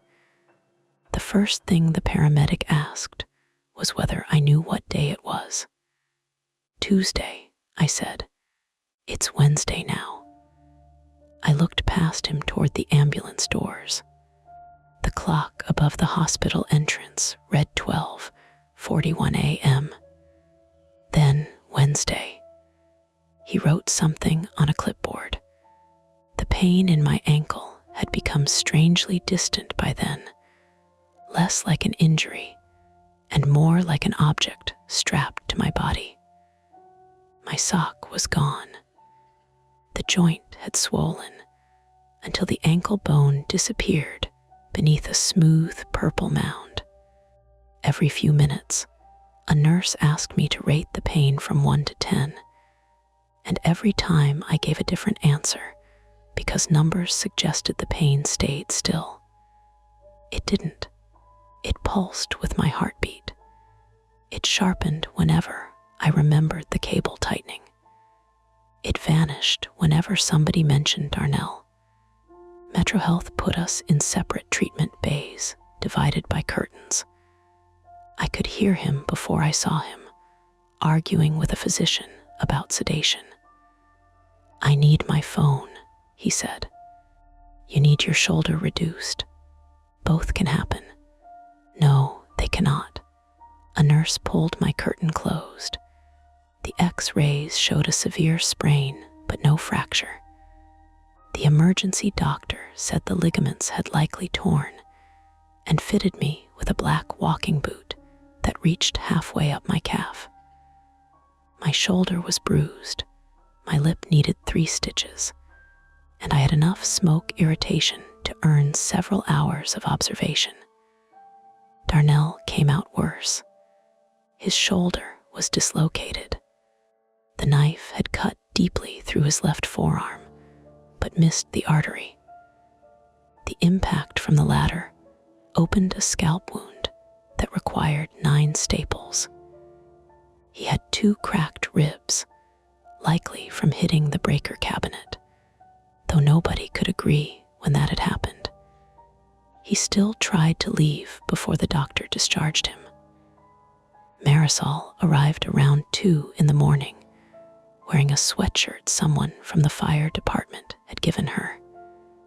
It said Cleveland Fire Academy across the chest. Her hair had come loose, and there was dried gray dust along one cheek. She stood at the foot of my bed. For several seconds, she said nothing. Then she took one of the plastic water cups from the table and threw it at me. It bounced off my chest and spilled across the blanket. "What was that for?" "You went into an elevator shaft." "I didn't know it was a trap. That makes it worse."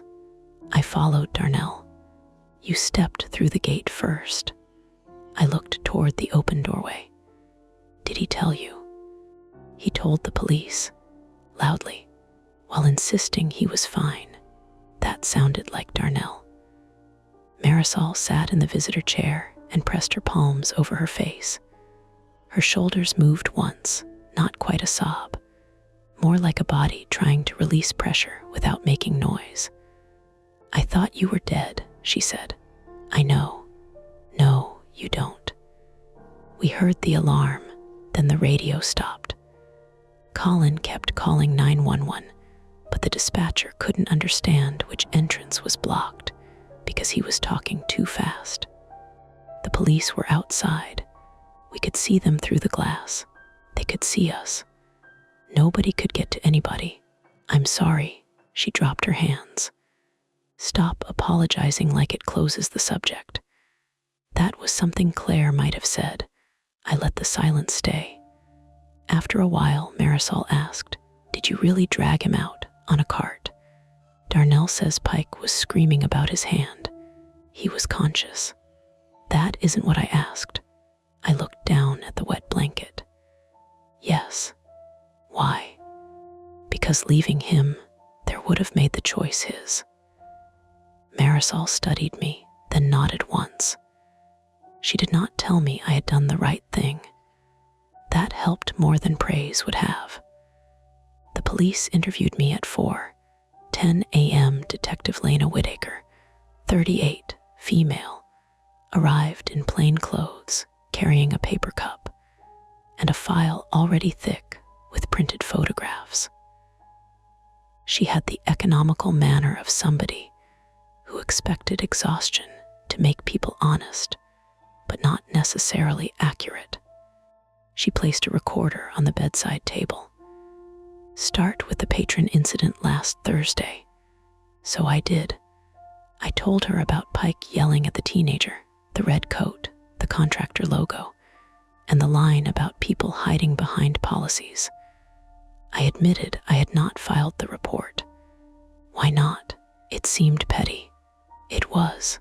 I know that now. She did not soften the point.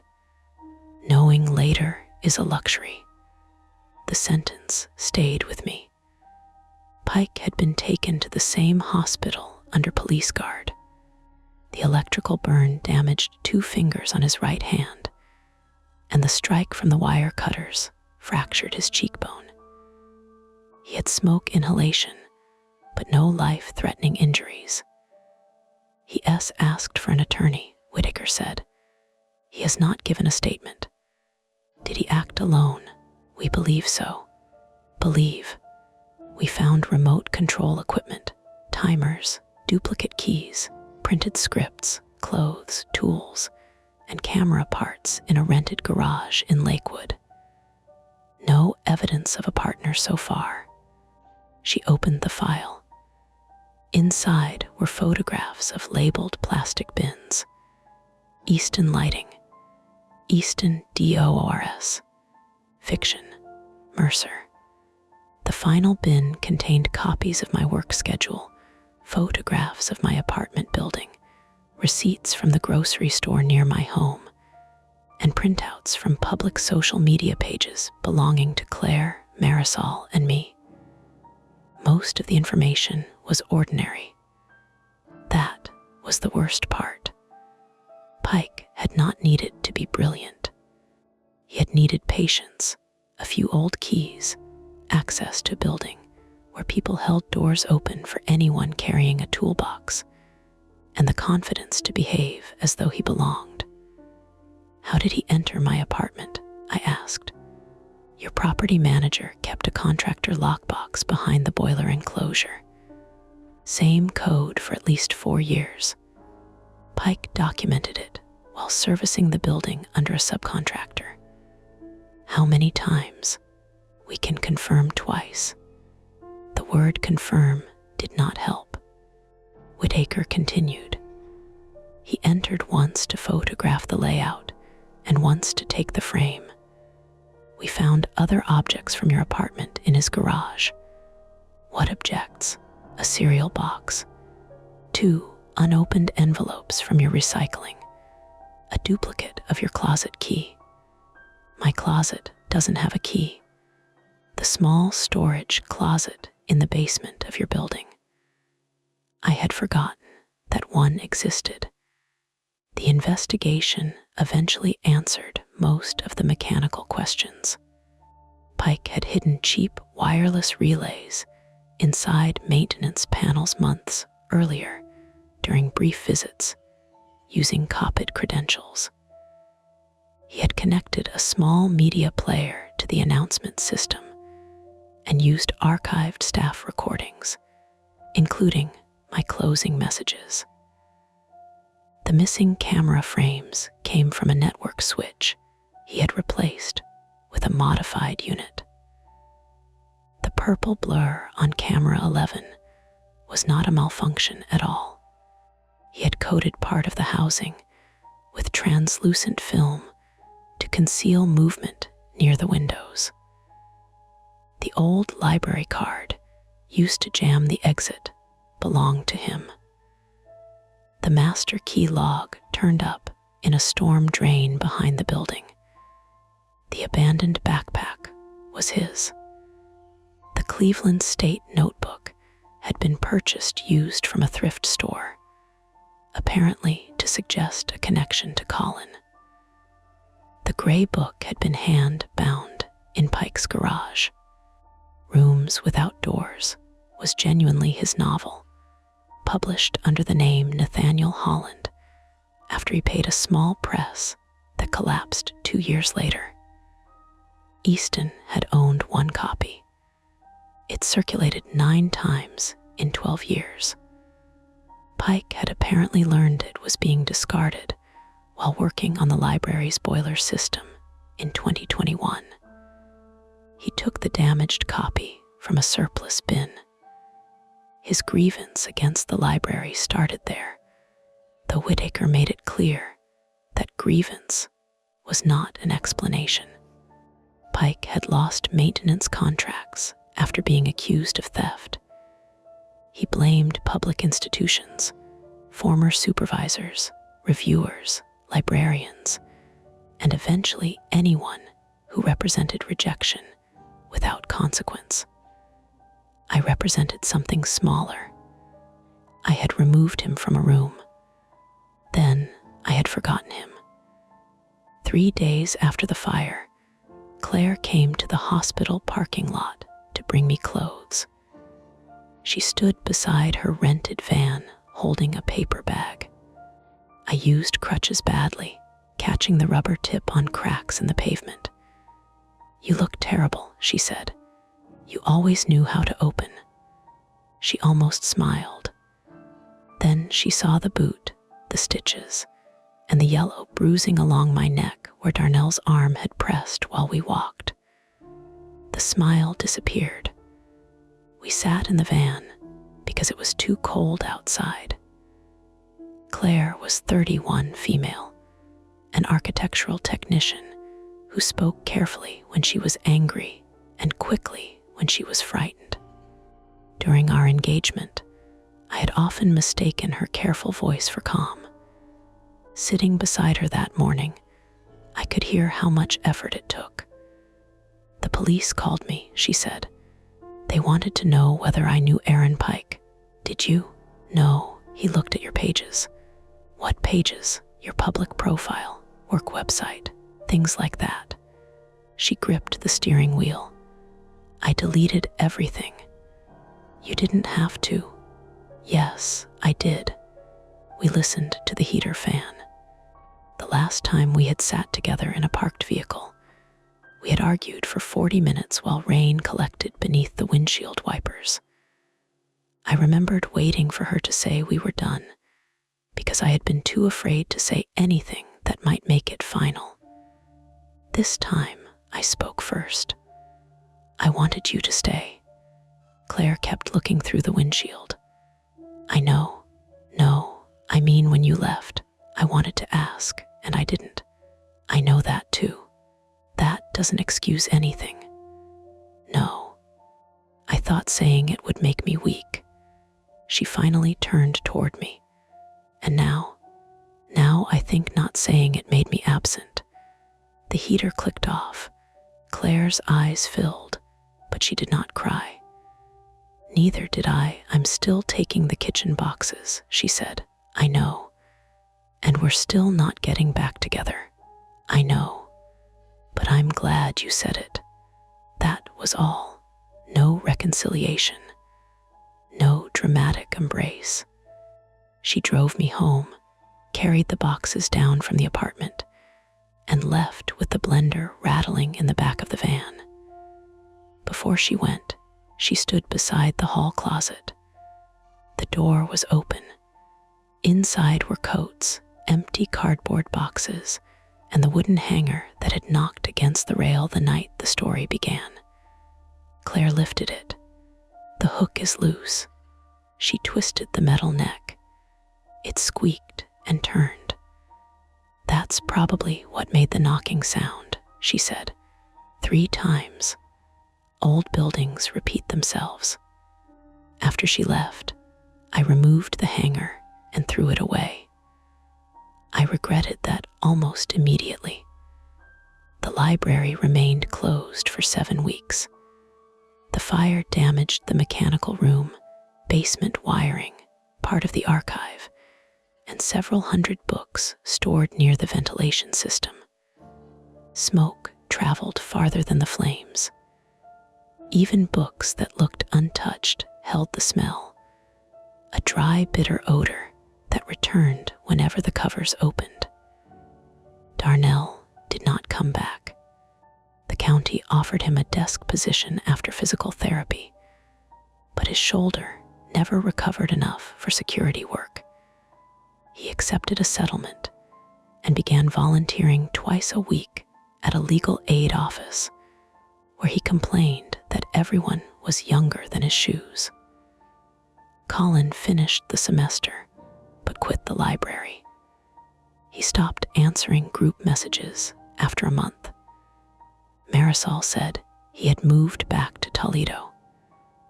Marisol returned the day Easton reopened. So did I not, because I was brave. Because staying away had begun to feel like another decision Pike had made for me. The fiction section had been rearranged during repairs. Authors moved 2 aisles east. New lights replaced the clicking fluorescent tubes. Camera 11 was replaced, along with the network switch, every lock, every key, and most of the alarm controls. For the first few weeks, I could not walk through the stacks without checking beneath the shelves. I kept my radio volume too high. I filed incident reports for raised voices, blocked exits, strange packages, doors left open, and once for a coat abandoned over a chair. Marisol read that report and handed it back. This is a coat. It had no owner. It had an owner. He was in the restroom. I didn't know that. You're allowed to learn the difference between vigilance and panic. I'm working on it. I know. Pike eventually pleaded guilty to aggravated arson, burglary, unlawful restraint, stalking, felonious assault, and several lesser charges involving building systems and stolen access credentials. The sentence was long enough that I stopped remembering the exact number. His attorney tried to describe the night as an elaborate performance that had exceeded its intended boundaries.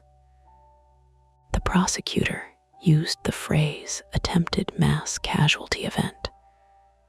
Both descriptions sounded too clean. The truth lived in smaller things. Marisol trapped behind glass, Darnell's arm hanging wrong, Colin repeating the address to dispatcher, who kept asking him to slow down, my bare foot slipping through dirty water, while a man counted minutes over a speaker. 6 months after reopening, a donated book arrived without paperwork. That happened often. It was a recent mystery novel from a major publisher, still carrying a price sticker from an airport bookstore. Nothing had been written in the margins. No tracker hid in the cover. The barcode belonged to no library. I flipped through it anyway. Near the end, someone had folded the corner of a page. The scene described a man returning to work after surviving a fire. He entered a room he had once feared and discovered that it was only a room. There was nothing unusual about the passage. I checked the publication date. The book had been printed 3 months after Pike's arrest. Marisol watched me from the circulation desk. What is it? Nothing. She waited. I corrected myself. Probably nothing. That was better. We checked the donation log, security footage, overnight slot, and exterior camera. A woman in a Browns jacket had dropped the book off with 6 others. Police confirmed she was a retired teacher clearing her brother's apartment. The folded page meant nothing. Most likely, we added the book to the sale cart. At closing, I walked through fiction alone. The new lights made no clicking sound. The shelves stood straight. Outside, buses hissed along Detroit Avenue, and somebody scraped ice from a windshield in the parking lot. I reached the H aisle. There was no gray book on the floor, no page taped to the shelves, no voice in the speakers, just novels arranged alphabetically, waiting for somebody to choose one. I switched off the row lights. As I turned away, a book settled somewhere behind me with the soft, compressed sigh old bindings sometimes make. I did not turn back. not because I was afraid of what I might see. Because the building was closed, Marisol was waiting, and for once I had somewhere else to go. And that's the end of today's chilling tale. If you enjoyed this story and want more nights full of suspense, don't forget to hit that like button, subscribe to Mia Horror Stories, and turn on the bell so you never miss a scare. I've got plenty more stories waiting for you, so stick around and check out the other videos on the channel. Thanks for watching, and until next time, stay safe and don't look behind you.